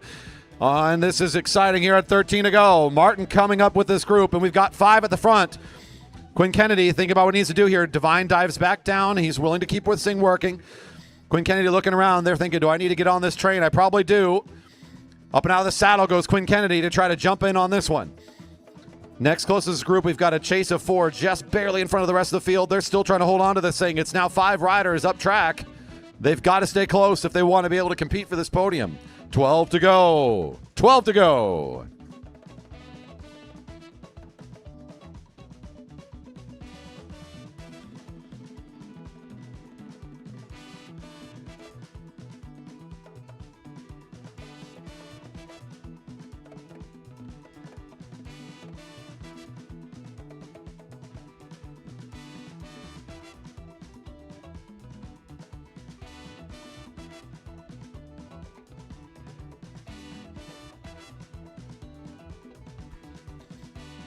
With 11 to go, there's your break of 5 going into turn 1. The field still in pursuit. This is an outright battle for the front of this race right now. This field not wanting to let this go. Nolan Adams up and out of the saddle, now taking a turn to try to close this gap down a little bit. Will he make it up there? This is a big acceleration. He's looking to bridge. Chris Wilson is also trying to jump on the back of, looks like Mr. G there from Dyna Racing as well. Can they bridge this thing quickly? Nolan Adams looking very fast up the home straight. Should be able to get there. Number 11 jumps in on the speed. Chris Wilson getting up there. So now this is, when you're ready to make the jump, you have to kind of cross the river, get up to that lead group. And soon the leaders are about to be the field. They continue to add numbers. The field dwindling here. Look back to our field in turn 3 as Serge Malikian pulls up and out of the way. A couple riders peeling off quickly. Will any more of these riders make their way up, or is this it? This is kind of the question. Does anybody in this group, are they going to be able to join the front of this race, or do we already have kind of our top 8 or so figured out? 9 to go.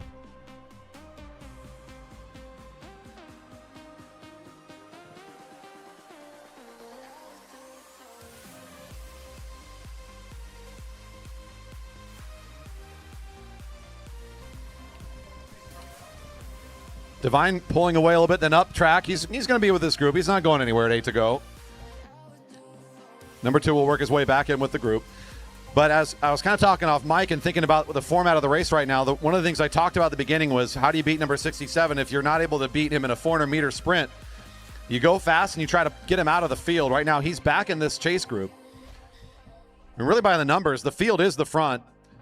This group here in turn 3 is the chase of what is now 5 as we lose another rider here. There goes Paul. Will he make the jump? I'm thinking this is the time. Can he get up there? 7 to go. I think he'll just close this distance now. So now we finally start to see riders that want to compete today. They're going to work their way up to the front one by one. Wyatt Paul about to jump in on it. Tyson Danielson is the next closest rider. His teammate, number 10, has a group of 3 together. Heading into turn 3, they are next in line to work their way up to this front. Who's got the best ability to reset themselves, some recovery in this field? They've got to get ready for the finish next. So who's got good recovery, despite the fact that they're still racing pretty quick? They're going to have to find a way to put it behind them, that sprint, that effort they had to spend to put themselves in this position.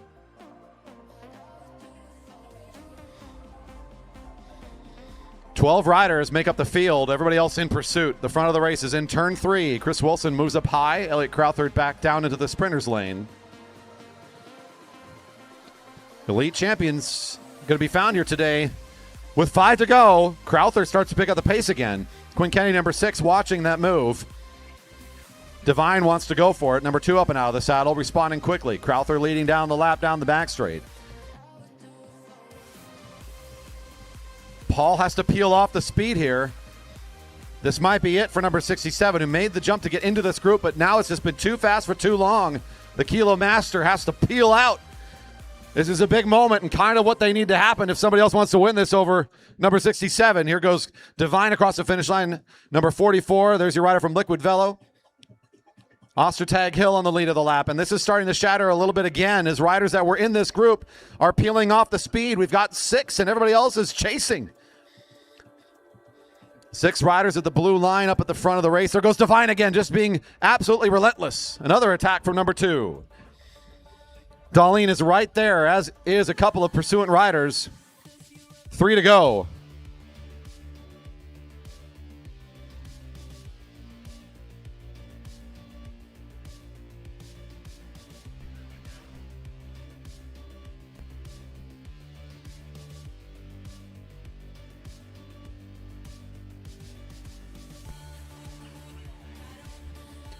Here we go, folks, setting things up with just 2 to go. This will be an exciting finish here ahead of us. 2 to go. Riders above the blue line, getting their oxygen back in the system. Time to let that heart do its job. Get things ready. Now it's all about holding on to the attack. When is this next bit of speed going to come from the group? Can number 1 find another great finish here tonight? Andrew Martin is in this bunch. Had to use one of his many matches to get up into the lead group, but has been sitting pretty here for quite a while. Darlene will be the first to take the attack down low. The sprinter's lane is now in number 15's control at the front. And it's 1 to go. 1 to go. Put your hands together. 1 to go. There's number 2, Harrison Devine. He has been really hammering this group today, keeping the pace quick. Does he have anything left for this final sprint? This is a tough position to be. Number 10 is up high. Here goes number 11 in good position. Chris Wilson in good position. There's a lot of riders in spot. There's Andrew Martin. Gets the short lane. Can he get underneath with Devine at the front? Luke Ostertag Hill in position. Chris Wilson trying to run it around. Is there room for Martin? Luke Ostertag Hill controlling it. Liquid Velo in position. Whoa! It's going to be number 44. Unofficially, the call looks to be Liquid Velo. Andrew Martin had the short lane, but it did get a little bit one thing you got to say there was a little bit of traffic on the home side of the track as that finish was starting to come together, so I could see how that might have been a bit challenging to navigate. Luca Ostertag Hill, though, don't take anything away from it. And that was a fantastic race in a good position hitting turn 2, right where he needed to be, and he did not relinquish any position in that sprint. A great top 3 here today. It'll be number 44 on top today for our Elite Regional Championship for the scratch.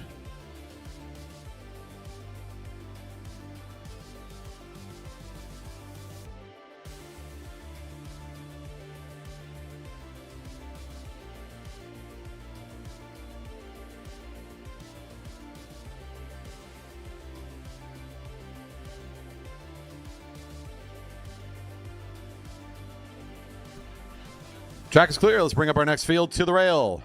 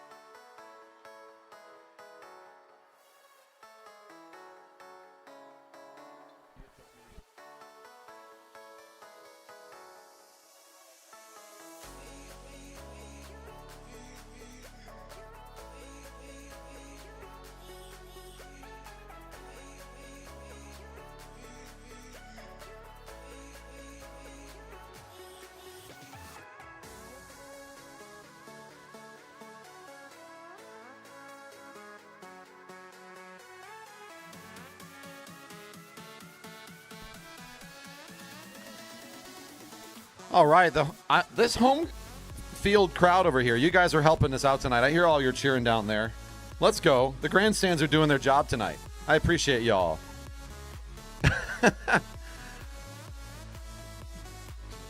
I mean, my live chat's going like crazy tonight too, but I can't hear you applauding. I'm sure you are. I can see the applause out there. You're using the emojis well, so I can feel the applause from all of you out there too. It's good to have you all with us tonight. This has been a lot of fun. We are in our next group here. This is Cat 3 and our Open Women combined for the Elimination Championship. Now this one's going to be a race to not be last as long as possible. Last rider across the line is pulled from the field each and every lap. The longer you stay in, the higher you're placing. Sound of the whistle means racing's underway. Next time around, last rider to cross the line is eliminated.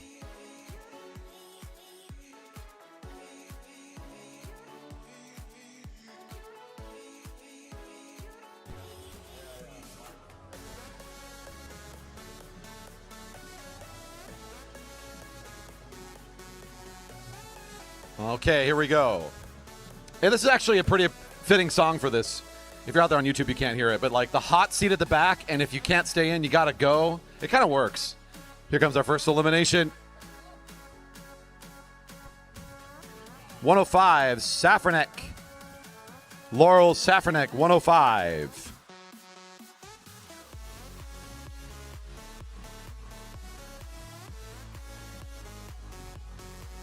What's most interesting in the elimination, if you've not watched a lot of this type of race, is going to be watching that back upper end of the field.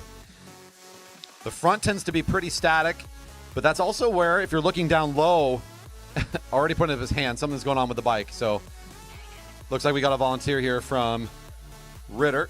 321 says something's wrong here. Got to get out.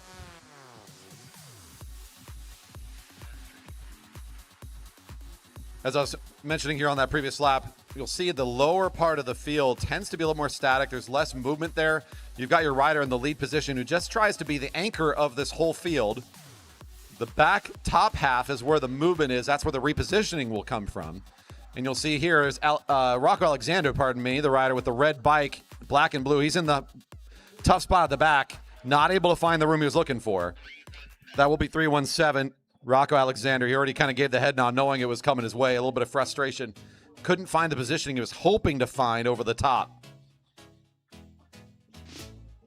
It's Stan Douglas and James Campbell Harris at the back end trying to find position. They're looking for the right shoulder, seeing if there's someone behind them to be eliminated. No, there is not, gentlemen. You got to get up there.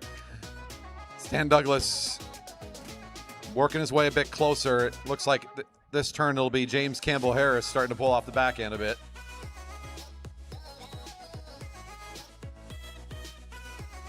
(311) Campbell Harris.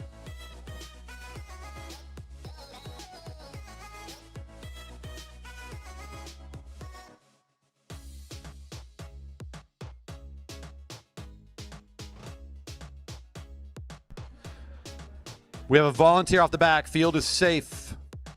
There is one rider off the back. Everyone in the field is safe.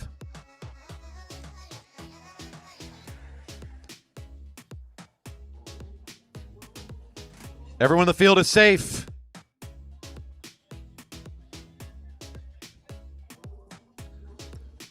(316) is the elimination. That's Stan Douglas.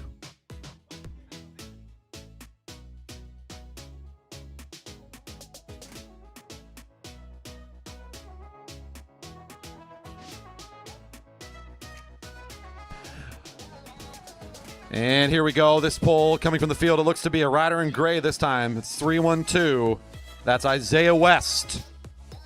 312. I'm glad I gave that call a second time, as we might have almost lost Snoblin early there, but he got back into the field and he holds on for another lap.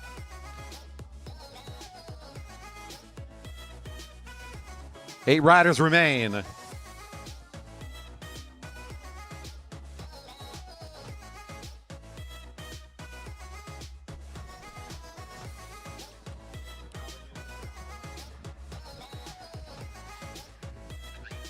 That'll be 379. Snoblin this time. Peter Snoblin.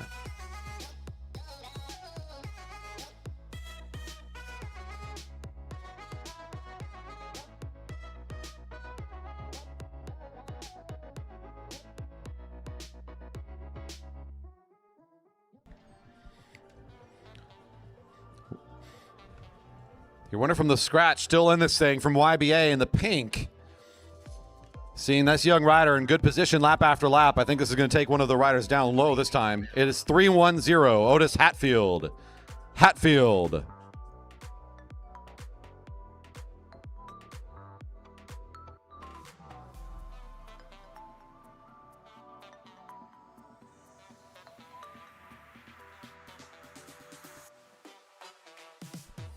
Oscar still staying nice and high. He's in the right position to be able to move up again, so the rider in pink should be fine. This might flatten out a little bit, though. Oh, Simon feeling the pressure. 326, Cody Chang. 326 all the way down at the bottom. That was a good sprint there. You could see Simon was thinking he was safe, and all he's looking around. He's like, wait a second. They're flanking, and they're moving up fast, so everybody had to accelerate and left out the junior down there in the sprint lane.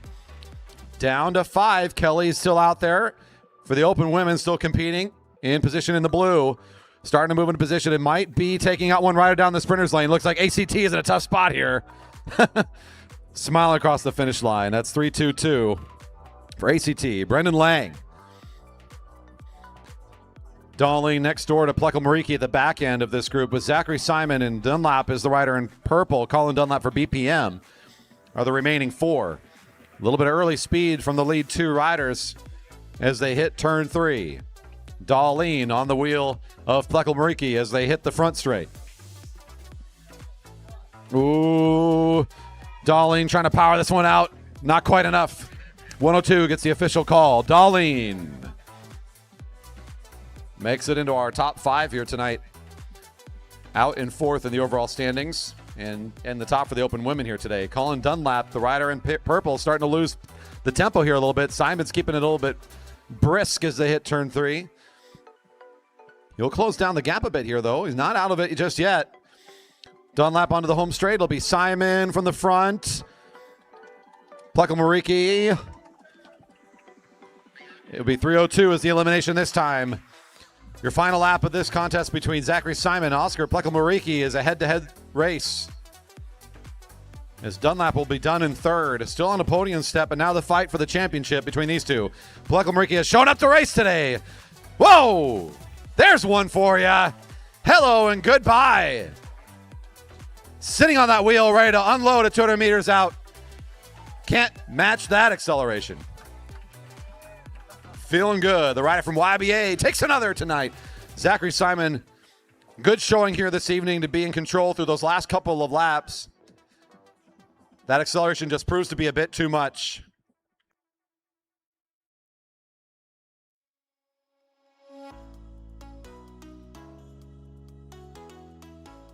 And race, bring up our next group to race, the Cat 1-2s to the rail.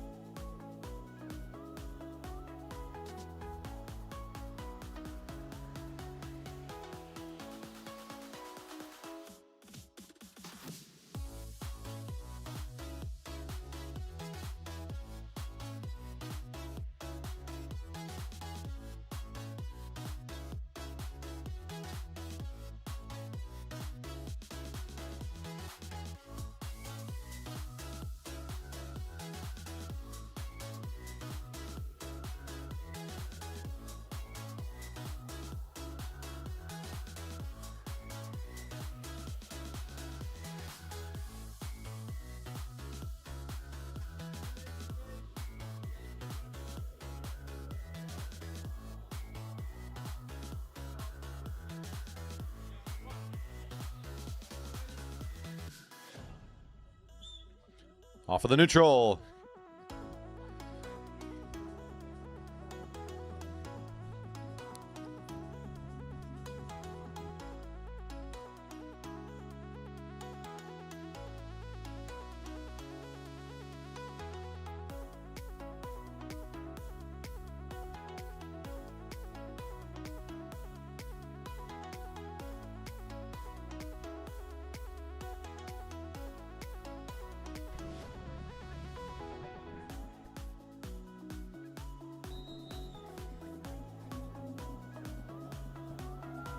Riders away. Next time around, last rider across the line will be eliminated.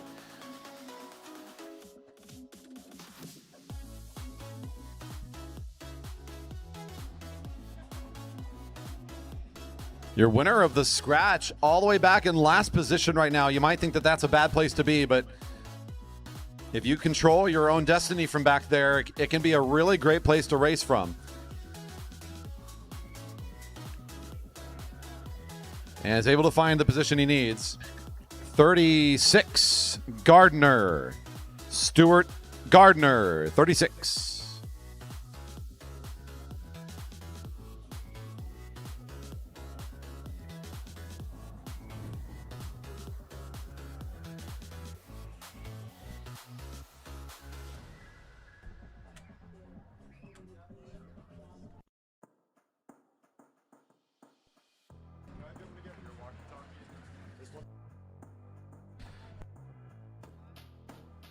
$15, Hafer.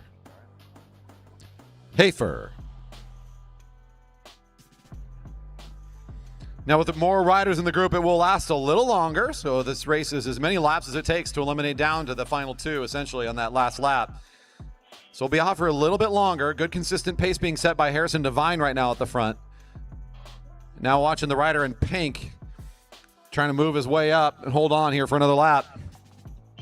And not quite. Number 18, Grinsel. 18, Grinsel.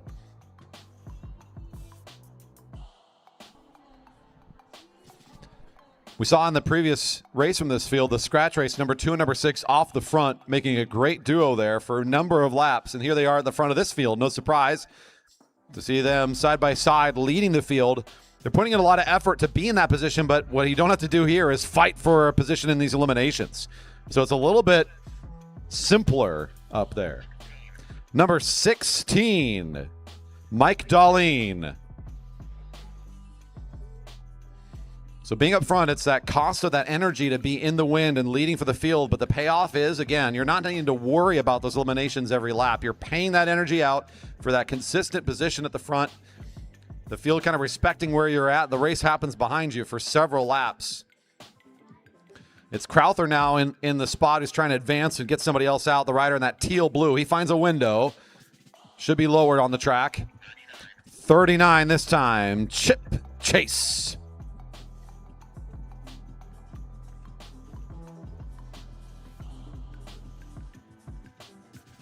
$11 left in the field. Sherfy at the back end of the group right now in the black and blue.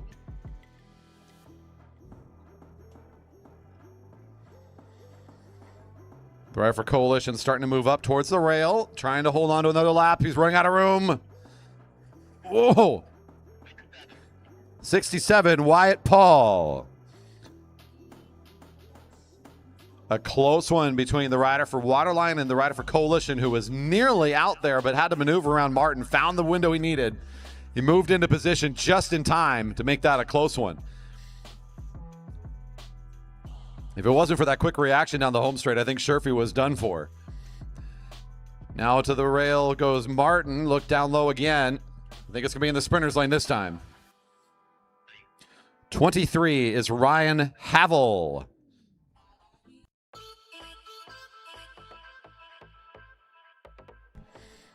Our elimination race for the Cat 1-2 men regional championships getting into the top 10 now. Podium steps still several laps away. Number 1 at the back end puts in a good dig here to try to hold on up against Sherfy at the back of the group. Both should have the room they need. 99, Malikian.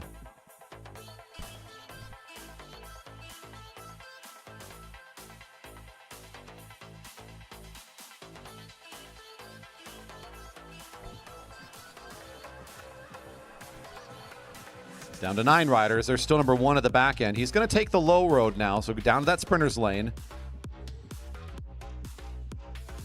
Sherfy fighting for position here. This time it's number 44, Ostertag Hill. Luca. The winner of tonight's scratch found out here at position 8 overall in the elimination. Pardon me, 9th. There's 8 remaining still in this group. Divine has found his way all the way to the back of the group, so wanting a little bit of rest from being in that lead position. He's now nearest to the rail. Should be safe this lap as he pinches out what looks to be number 19, indeed. Coalition Cycling, number 19, Sherfy. In a battle there for position again at the back. With 7 in the group, Divine all the way at the back chasing Chris Wilson, who's following Tyson Danielson, number 10. That's kind of the tail end of this group right now. Is that Andy Lynch, I believe it is, who's taking over the front. Your rider for Coalition down there in the sprinter's lane.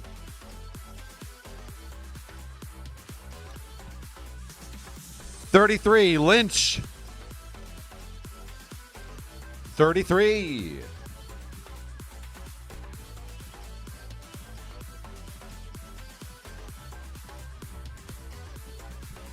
Six now in the group, getting much closer to the podium positions. Divine again having to work from the back of the field. Chris Wilson right in front of him for Found Cycling. With this number of riders, it could often get pretty flat here to the line. Oh, big sprint. Whoa. 5, Chris Wilson.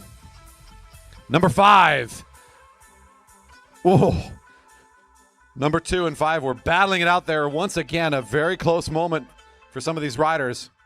But Found Cycling just getting beat to the line.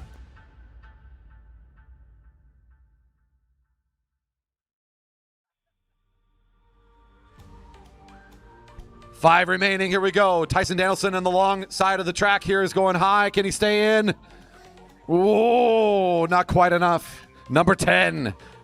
Danielson with the long way around could not quite get on top of it.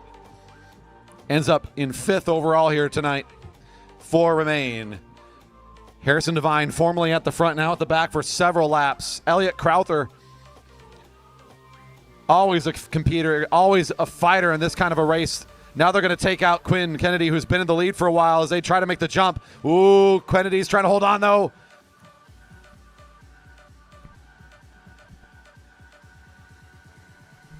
That's 6, Quinn Kennedy.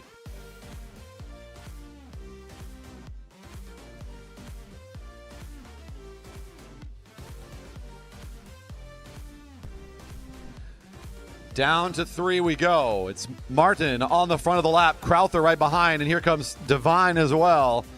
Not surprised to see these 3 make their way to the top 3 spots. The fight for the top of the podium now underway. Crowther makes the first jump. Martin in the tough spot. Martin versus Devine. 30 eliminated. 30. Crowther. 30. Crowther. Official call.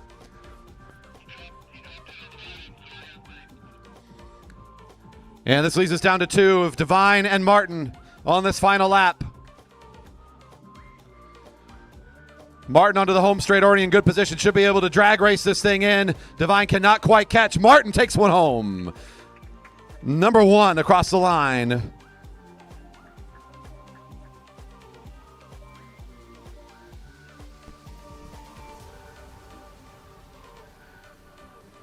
And the word coming in over the radio is for exiting the sprinter's lane. I believe over in turn 4 on that lap was where that elimination comes from. And that is a call from the officials to make that occur. Again, for exiting the lane, I believe in turn 4 was the call over the radio. Stand by for just a moment.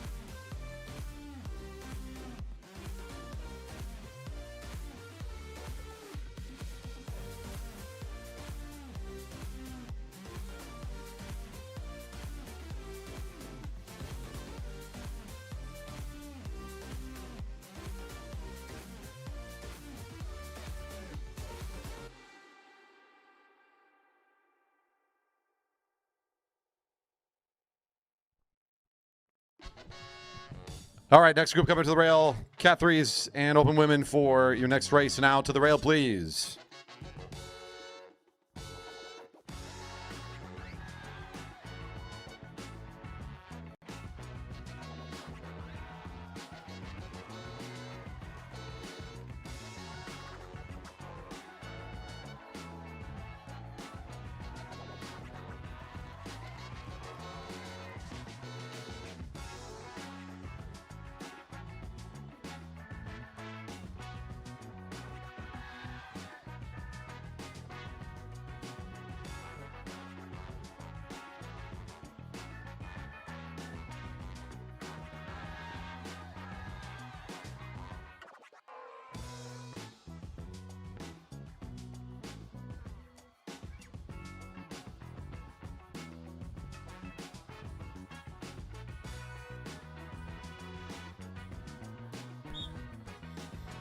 Points racing now underway. We got a neutral before the official start of the race. A 5x5, 25 lap race for our Cat 3 men, open women combined field today.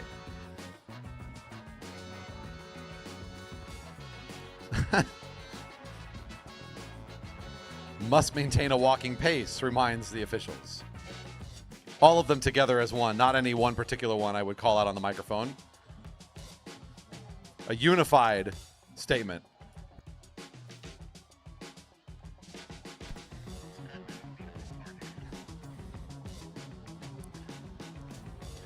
Tonight's points race, of course, follows the same rules as our normal Friday night. If you've been out here watching points racing, this is a very common format for us here.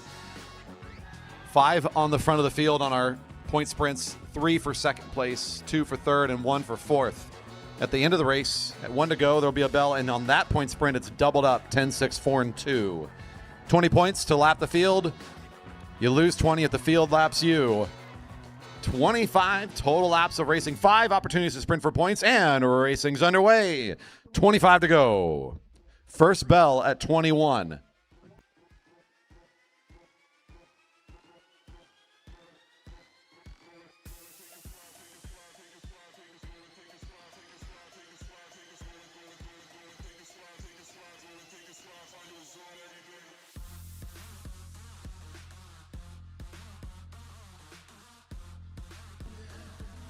This is Dunlap already making things quick. Opening lap move here.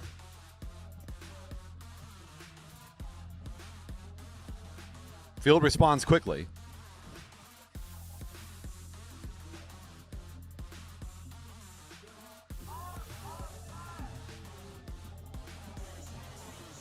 YBA back to the front with Oscar taking over on the lap here. Now this has been unlike the previous group that's been out here, and it's been a different winner in the 2 races. Here for the Cat 3s tonight, it's been all Oscar all night. Trying to maybe three-peat here this evening with another one here for these mass start races. Trying to show some early dominance in the points race by being off the front here, just setting the tempo, setting the sort of the feeling of the race right from the get-go.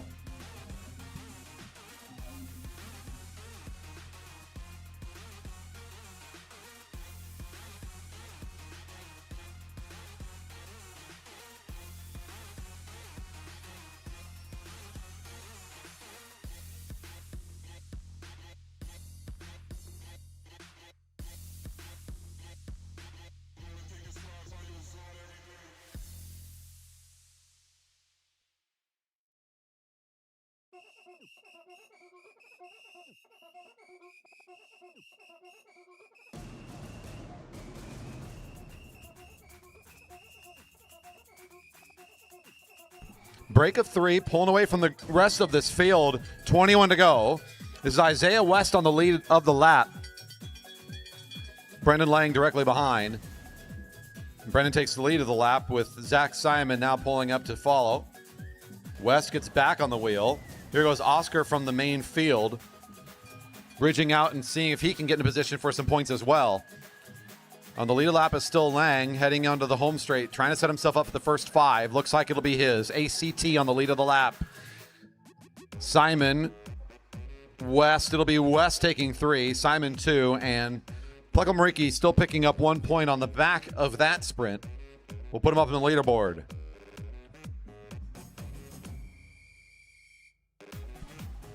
Your early leader should be Brendan Lang, number 322, after picking up that first point sprint.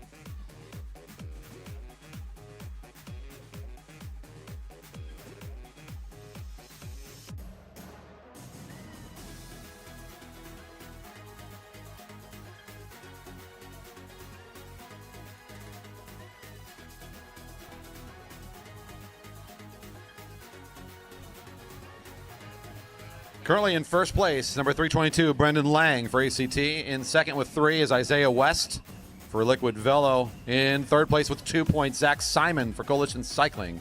And in fourth with 1, Oscar Plekomariki with 1 point for YBA Racing. Everybody else looking for their first points, tied up at what would be 5th place overall after that first sprint.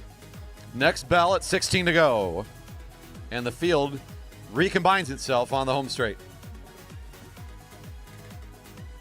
Combining the open women field with the Cat 3s does mean we have one less competitive category than we want on a normal Friday night. And between the Keirin and 3 mass starts, it's actually more racing with less rest than usual.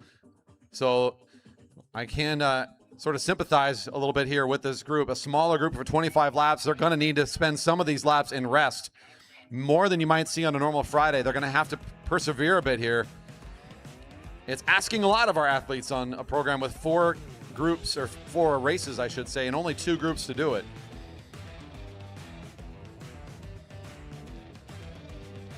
So I think this is going to be a sort of a race shape we're going to see a few times tonight.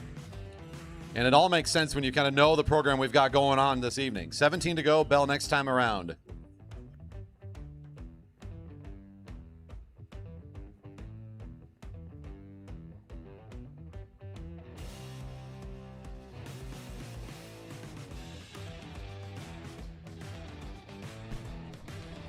Good speed from the front here. Things pulled apart ahead of this sprint, and I think that was Cody Chang, the junior, that got it moving.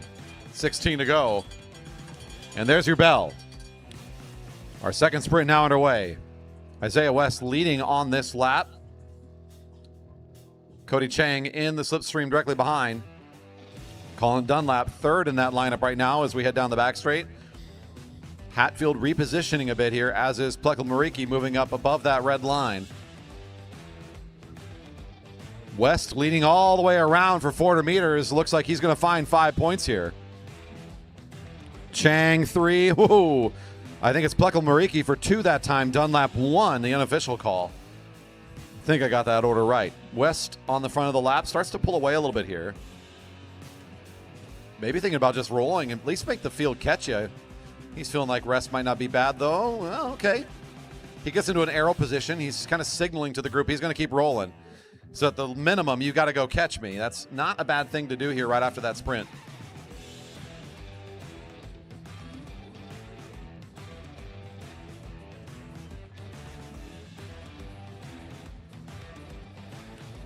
Our new points totals are in. Your leader now is number 312, Isaiah West, the rider off the front with 8 points. In second with 5 is Brendan Lang for ACT. That's the rider currently in second wheel at the front of the field. 2 riders in third, each with 3 apiece. Plekel Mariki and Chang with 2 points. In fifth place currently is Zach Simon, number 314. With a single point, currently good for 6th, is Colin Dunlap. West is just going to keep it rolling at 13 to go. I like this kind of positioning. Might as well stick with that small advantage, make everybody catch you. The field broke apart a little bit here. Things will start to work their way back together again, including Oscar kind of getting dropped off from the field for a moment. Things are recombining over there in turn 3. West off the front, still getting some help here from Liquid Velo on the infield. 12 to go. Bell next time around. Here goes Zach Simon. This is starting to look like a bit of a catch being put together here.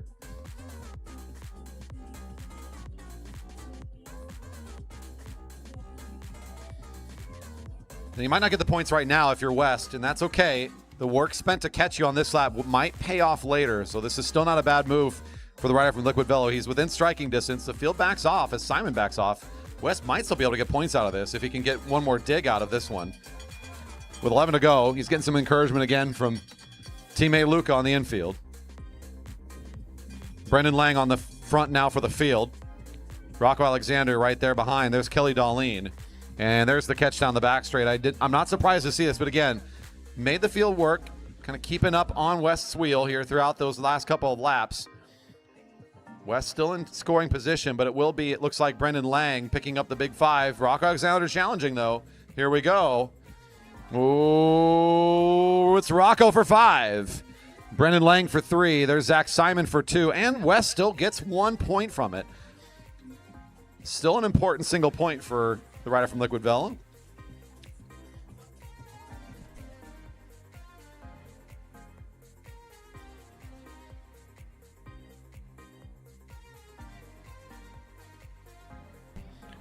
Zach Simon picks up 2 points in the previous sprint and is now rolling ahead of the rest of this field, just dropping his competitors here at 9 to go. This has been a long night. One development in this race is that off the back, we lost Plekel Mariki for a while, and it looks like that's going to stick as we now have a chase, including Oscar, who's on the home straight just now. So we won't quite get the three-peat we're hoping for tonight. A grueling evening of racing, but can't be understated the success that rider had earlier today. Hard to put together even one more victory here tonight. Here's your field down the back straight. Colin Dunlap on the front for this group. They're sitting pretty comfy right now. They're not interested in chasing this at all. This is a big gap for Zach Simon, who's starting to really pull away. Looking so smooth in the field, not doing anything about it just yet. At 8 to go, the lone rider is really opening things up. Nearly 200 meters advantage now to the leader.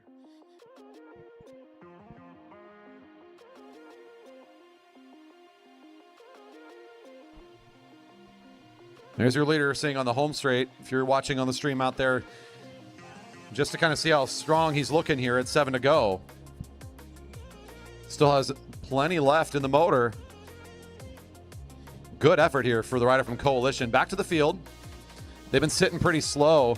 Here comes a movement from Peter Snoblin, who whips it up through turn 4 and sends it down to the home straight. And now we really start to see the speed from the field again.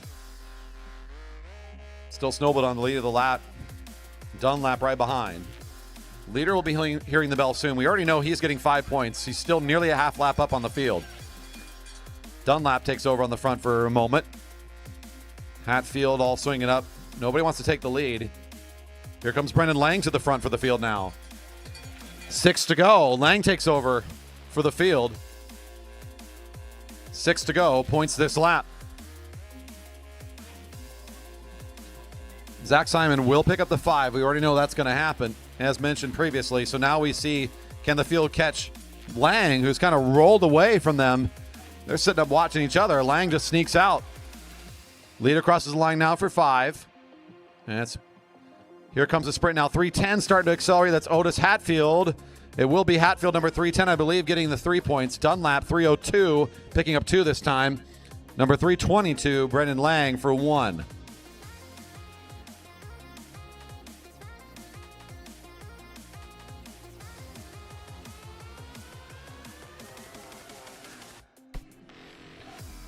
Nearly half lap still up to the leader. Simon at 4 to go. Just now heading into the home straight. Still looking like he did 5 laps ago. Holding on to that tempo. Back to the field and the chasing riders. This group of 2 on the home straight is the closest group on the track to the leaders. Currently led by Dunlap in the purple. We'll check the points totals and see where everything's standing. It looks like Zach Simon might be on his way to winning this thing.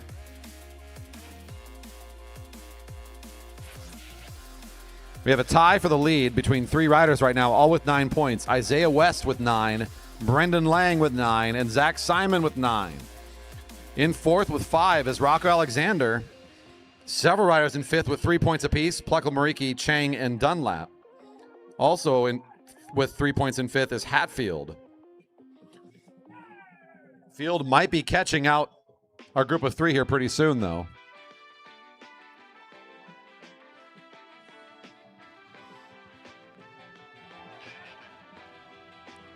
Simon is more than halfway up on the lap versus the field. So you can see the field over there in turn 3. There goes Darlene taking over on the lead of the lap. Over here coming out of turn 2 is your leader. Closer to the back of the field than the field is to the back of him. Over here on turn 1 in no man's land is this group of 3, including Pluckle Mariki and Cody Chang. They're not eligible for points, but they're not caught by the field just yet. Field seeing 2 to go. Leader getting the final bell. Here comes your leader on the home straight. 1 to go for Simon. And the win of the race upcoming for this rider. He'll pick up the 10 and will be your victor here today, rolling on this solo ride. An impressive evening of racing for Simon as he tries to close out in good fashion. Ineligible for points, I believe they have not been caught by the field, as this group of 3. Also getting 1 to go. It is the final lap, 1 to go. And the field is eligible for the 6 points. The field sprinting for 6, 4, and 2 here at 1 to go. The race for 2nd and 3rd still looking very good here between Isaiah West and Brendan Lang in this group. Your winner, though, crossing the line now. That's Zach Simon, will be your victor. Watching this field, here goes Hatfield now. Down the back straight, good acceleration for Otis. Taking over at the front.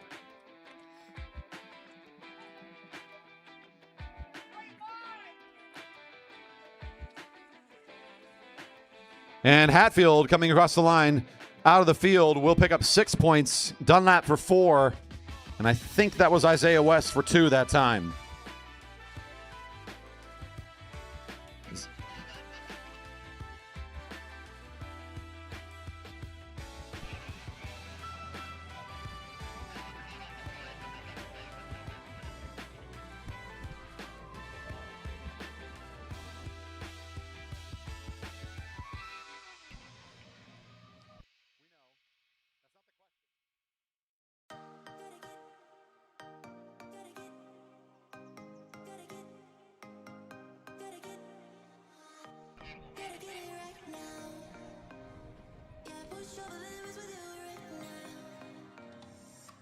Stand by for just a moment for our next race.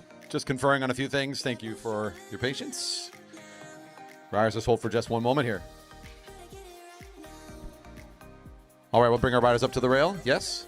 All right, here we go. Cat 1-2 to the rail. Thank you for your patience. Appreciate it.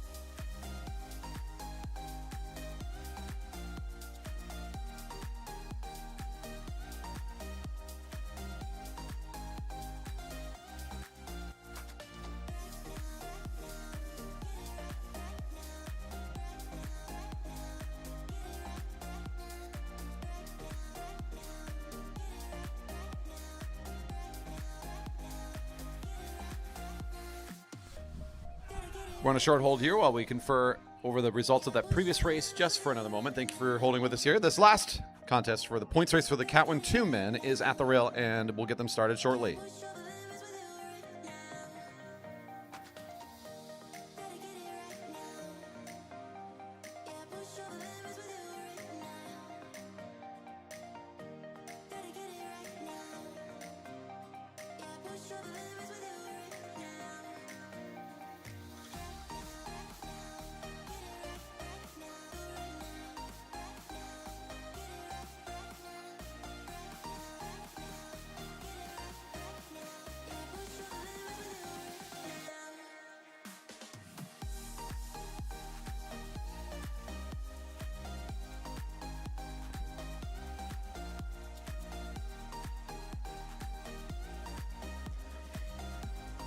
.50 laps in this points race.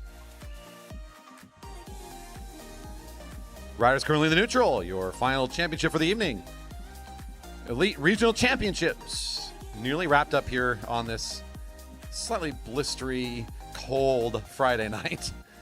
Thanks for sticking it out with us here today. Whether you made it out to the park, really appreciate having a crowd here with us on this Friday, or if you're out there still enjoying our broadcast, don't forget to leave that thumbs up and to subscribe and support our channel here. We really do appreciate you hanging out with us this evening.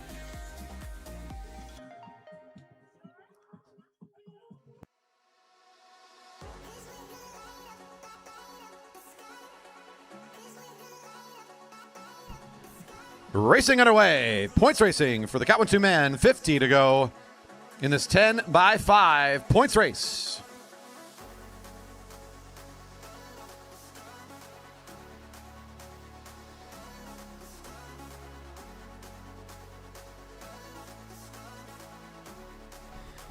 As we mentioned kind of beginning of this program, we've been facing not the best forecast all week for this event. So registration numbers were in general just a little bit on the lower side than we all would have hoped for. It's just been a tough summer. We've had like some of the hottest days in June that we can remember, and also some of the rainiest couple of days. It's just been kind of up and down for us here. And unfortunately, it seems like the low side of the forecast has always hit us right around Friday. So we've had some tough ones here. However, we still have some great athletes here tonight that'll be competing in this pretty long race for the smaller field here. So that'll be another factor, much like we saw in that previous race. There'll be a few rest laps here and there, maybe more than you might expect, especially considering some of these racers have been out here 4 times tonight competing. Not everybody showed up for the Keirin and all of the mass starts, but that is certainly going to be a long night with little rest for some of these riders here today. 48 to go on the lap cards. First bell at 46.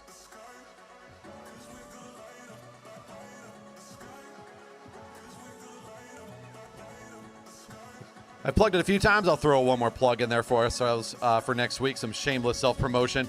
1 week from today, the Junior Takeover, one of our most exciting special events of the season. All about bringing more kids into the sport and supporting our youngest competitors. Next week, Friday night racing will be leveled up because we're going to have more kids from across the country, especially over here on the West Coast. Will be showing up to throw down with our fields and make it for a fun and fast Friday night a week from today. Junior Takeover happening next weekend.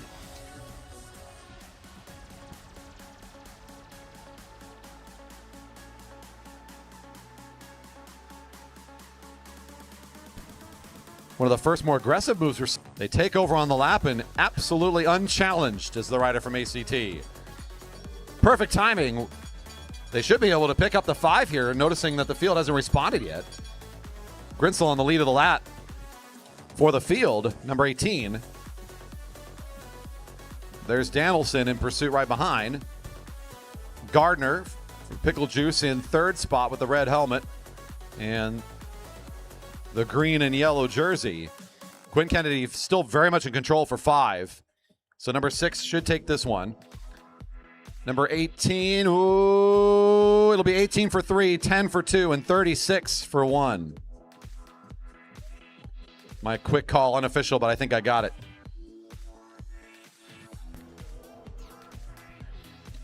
Beth Adams says, how many miles are ridden in 50 laps? Yeah, well, we do a 10-mile here, and it's 40 laps. So roughly every 4 laps in a 400-meter track is roughly another mile. So that's about 12 and a half, roughly. It's a little, my understanding is 4 laps at 400 meters. If you run it kind of not in the sprinter's lane the whole time, it's a pretty long mile, or a decently long mile. That's on the long side. We'll say 13-ish miles. How's that? Give or take. Yeah, exactly. The 10-mile scratch that we do here, that's a fun one. That's a great race distance, but it is long. Here for 50 laps in the points race with all these intermediate sprints. For a smaller field like this is going to be a long one and a challenging race for sure. The grittiest of our riders, of our athletes here tonight are going to really have to show up for the win.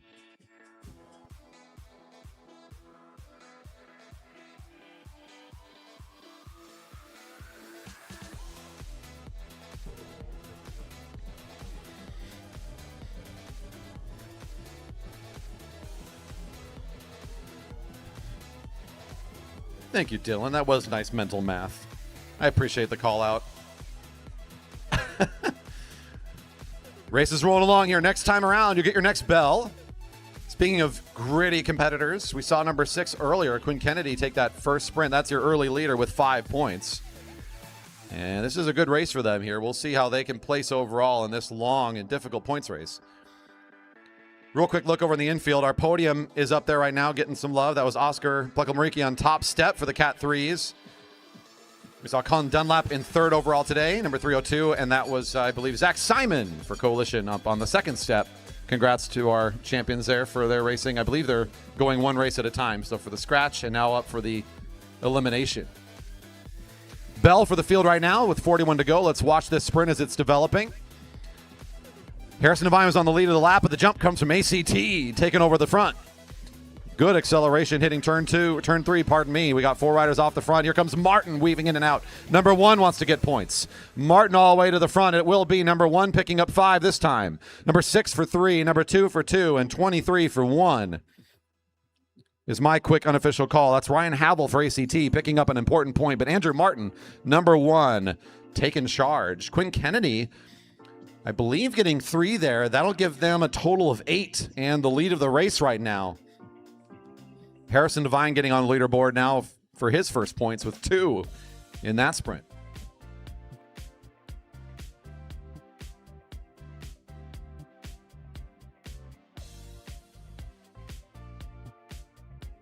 Our points totals after 2 sprints. In first with 8, Quinn Kennedy. In second with 5 is Andrew Martin. In third with 3, Scott Grinsel. 2 riders with 2 points apiece. Tied for 4th is Danielson and Devine. 2 riders with 1 point each. Tied in 6th is Gardner and Havel.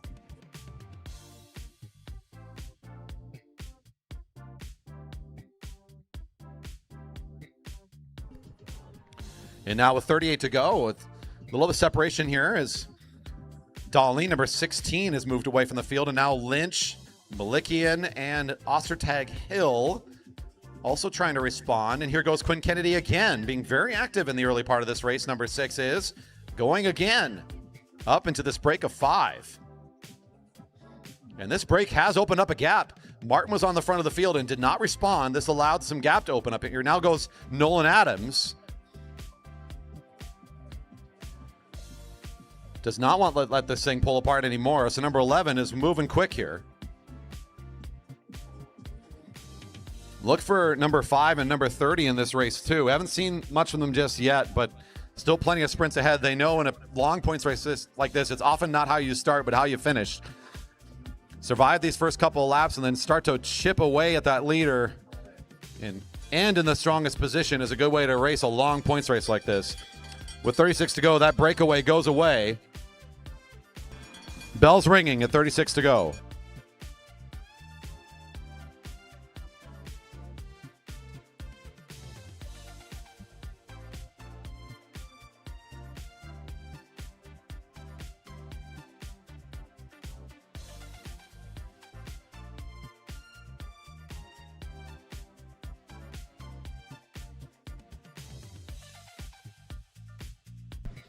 That's going to be number 44 across the line for 5, number 2 for 3. I think Chris Wilson, number 5 for 2. And I don't have the official call on who picked up 1 there. And we'll wait for confirmation. But I do have that top 3 pretty well locked in. Divine getting a little bit more aggressive at the front. And we're seeing now Ostertag Hill also trying to work his way up in this thing. Here goes number 5 getting more involved. And there comes, I just talked about, don't forget about number 30, Elliot Crowther. The longer this race goes, I think the more he's going to start trying to figure into this thing. He feels this is his opportunity.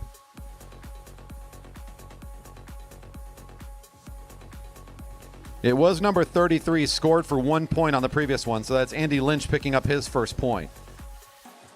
Points totals come in with Quinn Kennedy still your leader. They have 8 points.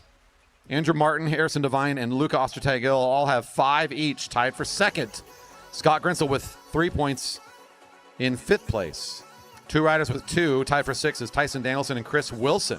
Stuart Gardner, Ryan Havel, and Andy Lynch all have 1. That's currently good for 8th place. A break of 4, a chase of 3, 1 rider in the bridge, and 3 more. I'm looking for a field. I guess that's the front right now. Everybody else is just trying to catch on here as this thing really pulled apart on the back end of that last sprint and the attack that came in from Crowther in this team here of 4. Now off the front. This makes this really the only group of 4 on the track, and this is the field. Everyone else seems to be in trouble trying to catch back onto this group at 32 to go. Andrew Martin putting in a really big effort here as number 1. As is number 10, Danielson. Number 11, Nolan Adams, all trying to close in on the lead group. A powerful front end to this race right now. Chris Wilson, number 5, in on this group. Divine. Bell's ringing. They're all sitting in the blue line. They're just trying to separate themselves. They've done the work they need to do, so they're kind of catching their breath a little bit before this next sprint. Number 1 makes it into the break, this field. Everybody else still pursuing behind them. So the front of the race is this group coming out of turn 2 now. All the riders on the track are behind their position. Into the corner. Crowther bumps out of the sprinter's lane. And now you're starting to feel the presence of Crowther. He's going to try and pick up some big points here. Crowther, number 30 for 5. Number 1 for 3. Number 2 for 2 points. And I think that's Luca Ostertag-Hill, number 44 for 1.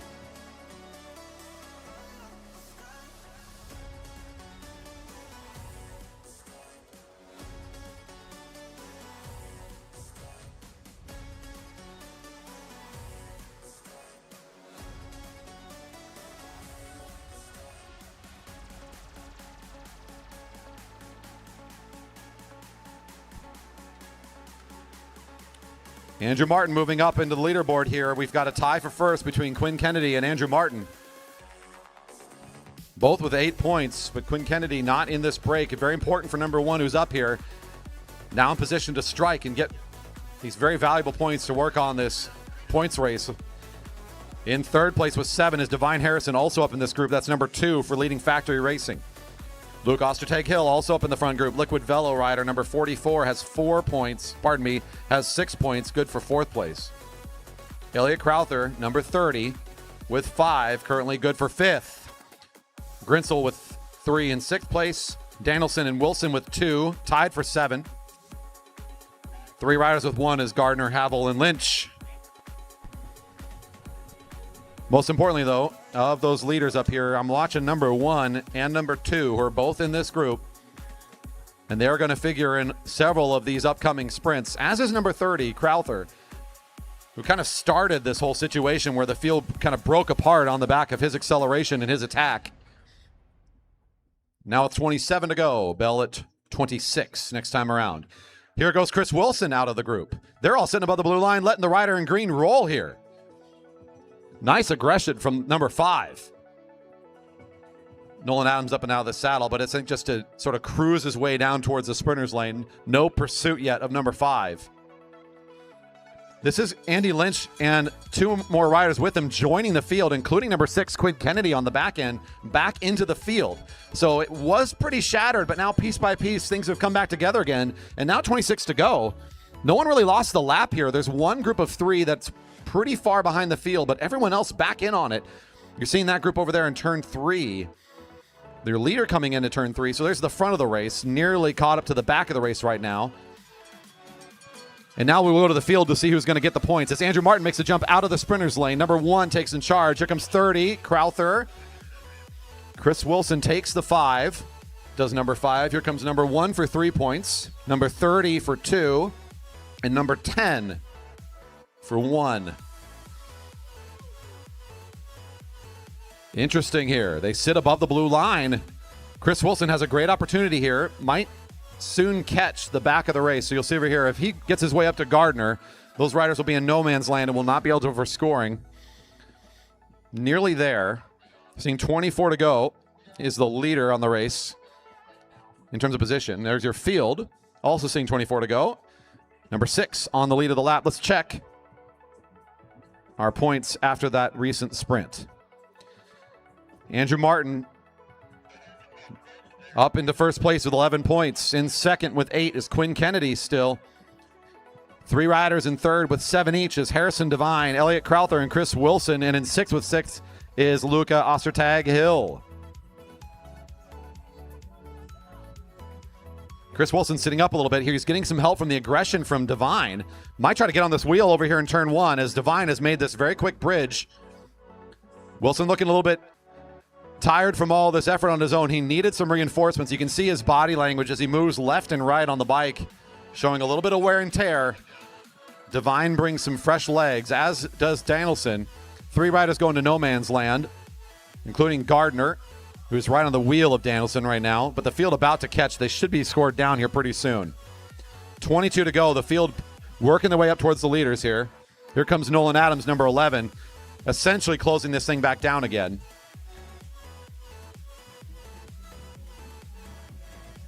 And that should put those 3 in no man's land down the lap and everybody back together again in terms of positioning on the track. 3 riders go minus 20. And the race is essentially all together again. Right now it's number 1 in the lead, Andrew Martin, who's in this group and has been right where he needs to be when he needs to be there to pick up some good points in the middle of this race at 21 to go. It still feels so wide open. Only a 3-point advantage for Martin over Kennedy. And after that, it's 1 point back to 3 riders, each with 7 each.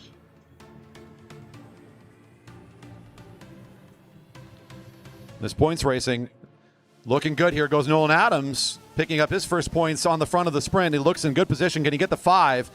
The fight coming around onto the home straight. Adams in position here, number 11. Ooh, Ostertag-Hill for 5. That's going to be 44. Then 11, and then 30. I don't know for sure who picked up 1 point there, and I'll let the officials decide that one. It's between Devine and Lynch. For 1 point on the back of the sprint, they're going to go to the camera to review. Keeping it fast in the front is Devine, takes over on the lap. Crowther follows suit. Quinn Kennedy moving up towards the front now. Stuart Gardner as well to follow that wheel at 19 to go. Martin has to pursue here. That's number 1, leading the back half of this field back up again. Wilson is right with him. That's Chris Wilson of Found Cycling, number 5, who we saw in the lead of this race about 5 laps back or so. Quinn Kennedy comes to the front for just a moment. So now some rotations. Everybody's kind of back together again and playing the game in the pack, moving around, repositioning, taking their turns on the front, awaiting the next bit of aggression.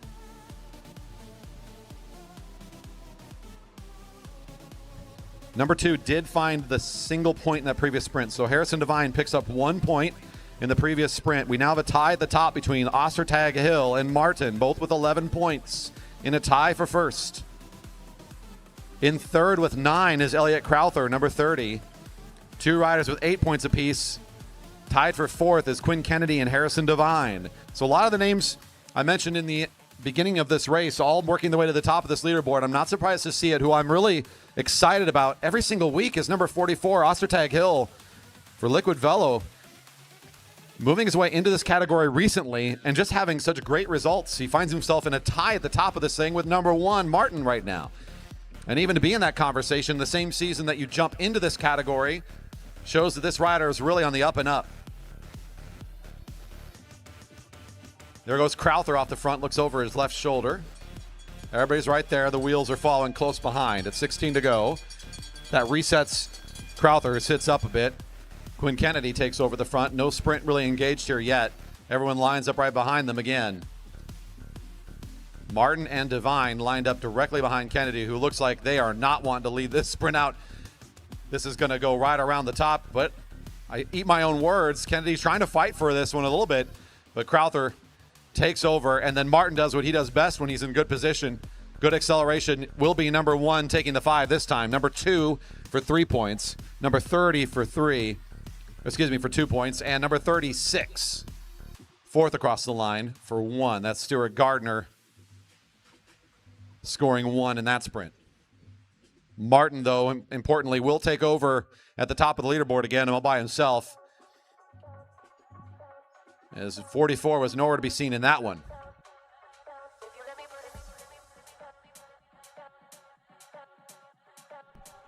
Thanks for sticking with us out here. This is our regional elite championships going on here today. 14 laps remain in our program. A few more medals, a little bit more hardware to give out here tonight, and this 50-lap points race continuing towards its conclusion.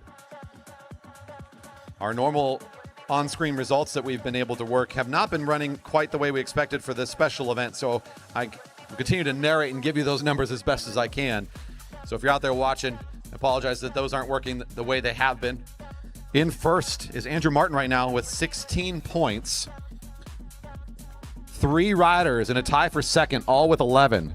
Ostertag Hill, Crowther, and Devine. After that, in fifth with 8 is Quinn Kennedy. Chris Wilson with 7. And after that, it goes to riders with 3 or less. You notice here we have this break of 4 that is formulated. It's Quinn Kennedy. Andrew Lynch is in this group. Chris Wilson is in second position at the front. We'll confirm as they come by. That looks to be the jersey of Liquid Velo. And indeed, it is Luca Ostertag Hill. He wasn't involved in the last sprint because he was saving up his battery for this move. That's what happens when you sit out on a sprint, is you can cover a break like this. And now all of a sudden it's you and a group of 3 other riders fighting over the points, and the field is left out of it. Been waiting to see Quinn Kennedy get out in front again. This is a good opportunity for them. Chris Wilson matches that effort. That's the rider in green. We saw the solo break from that rider much early in the race now. And Andy Lynch, who's had a late start to the season this year, been out the last couple of weeks, makes it into this group as well, number 33. Haven't seen the results we saw from him a year ago. Again, kind of a late start to his season, but he's looking good here now here at Elite Champs, out in this break of 4. This is where the points are going to come from. The field is now just kind of mid-back straight, not really sprinting to catch right now either. Coming back to the sprint, as it looks like it's going to be Ostertag Hill taking charge. Luca coming in for 5 as number 44. The fight with Chris Wilson. Ooh, 44 takes it. Chris Wilson, number 5, comes across the line next. There's 33 for 2 points. And number 6, Quinn Kennedy, for 1 point. Appears to be the finishing order. Kennedy looking down at the pain zone there between the legs, thinking like this is getting hard again. And peels off from the leaders. But Chris Wilson is instigating some more speed here. We've got our group of 3, and they are pulling away. 9 to go. Let's check in on the field, who didn't really fight for points, or fight for position, I should say. They were out of the points on that previous sprint. Now it's Nolan Adams who's trying to rally the troops, and number 11's got things moving again. Tyson Danielson takes over on the front to see if he can hold the tempo for a bit. And Andrew Martin, number 1, is going to be at the front soon. Now, this will be interesting. Is he going to take a pull and really fight this thing? No, he sits up before then. He's not feeling it right now.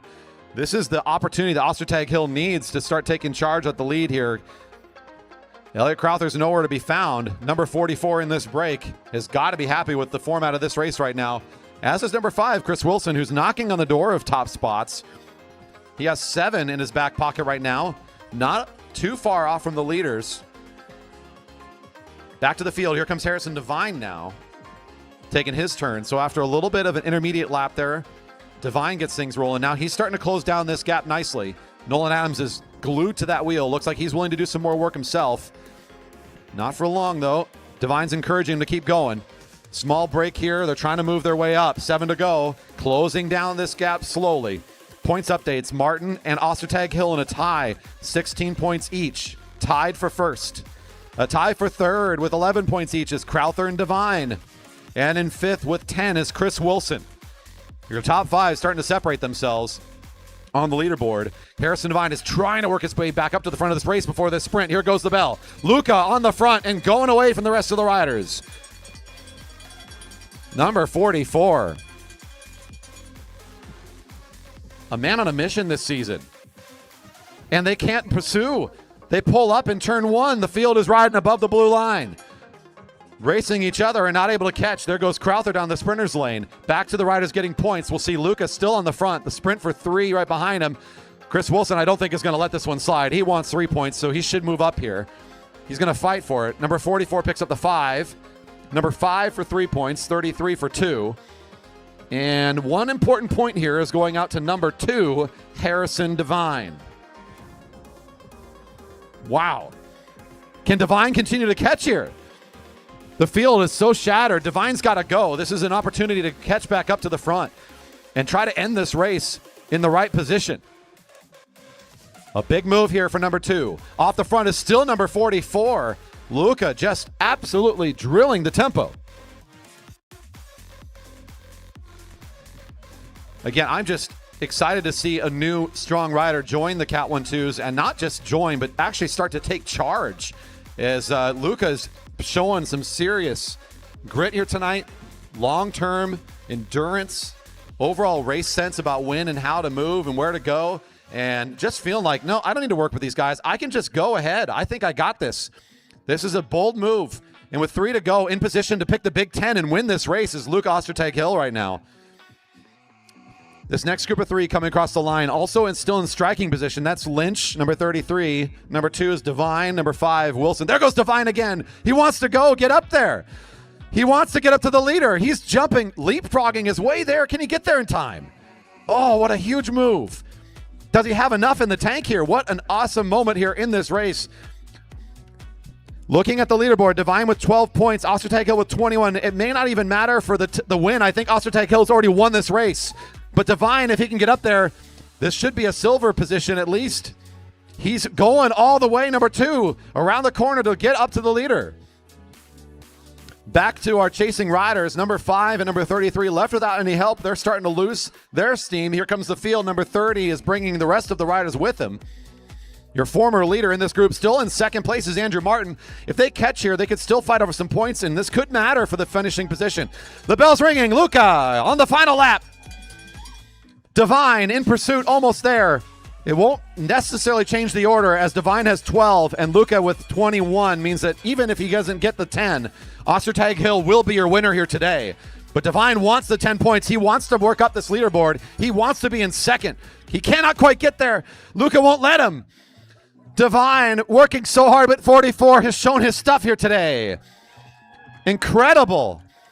A powerful rider. Devine for the 6 points. Here's the sprint for 4 coming out of the corner.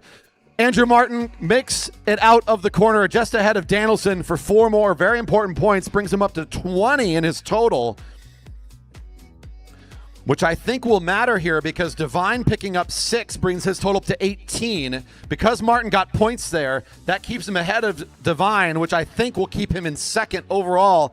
Divine, despite that move, wound up in third, I believe unofficially. Your winner, though, on the points here today, Luca Ostertag Hill for Liquid Velo Racing.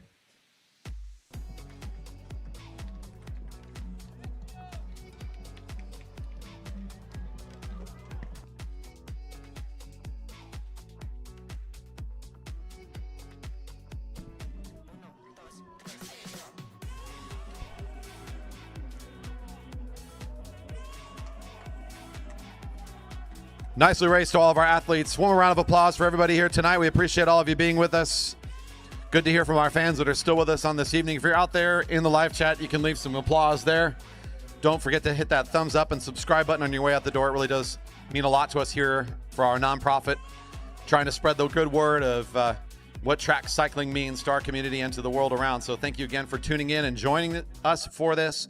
This is the end of our race program, so we're starting to clean house. The only thing we really got left to do is some podiums here as these riders get off from their the finishing lap here. So we'll get that done a little bit off stream. And once again, thank you for joining us here tonight. This has been the Elite Regional Championships here at the Velodrome. Great racing action despite some smaller fields. We saw some great finishes, some really great grit from some of these smaller groups. Determined athleticism all night long. To our volunteers and to all of our staff for running such a great event, thank you to all of you. And of course, to our fans out there watching right now, if you're rewatching again, thank you for being a part of our community online. We appreciate having you with us. Next week, Junior Takeover, more great racing on a Friday night. Don't miss it. It'd be great to see the kids race here at the Velodrome. Hopefully you can support us there. Tune in or head out to the park and cheer on our athletes for another great weekend of racing. Cheer on our athletes for another great weekend of racing. Junior Takeover next week, and more great racing all summer long. Thank you once again to everybody out there, and we look forward to hosting you for more great racing action here at the Jerry Baker Memorial Velodrome.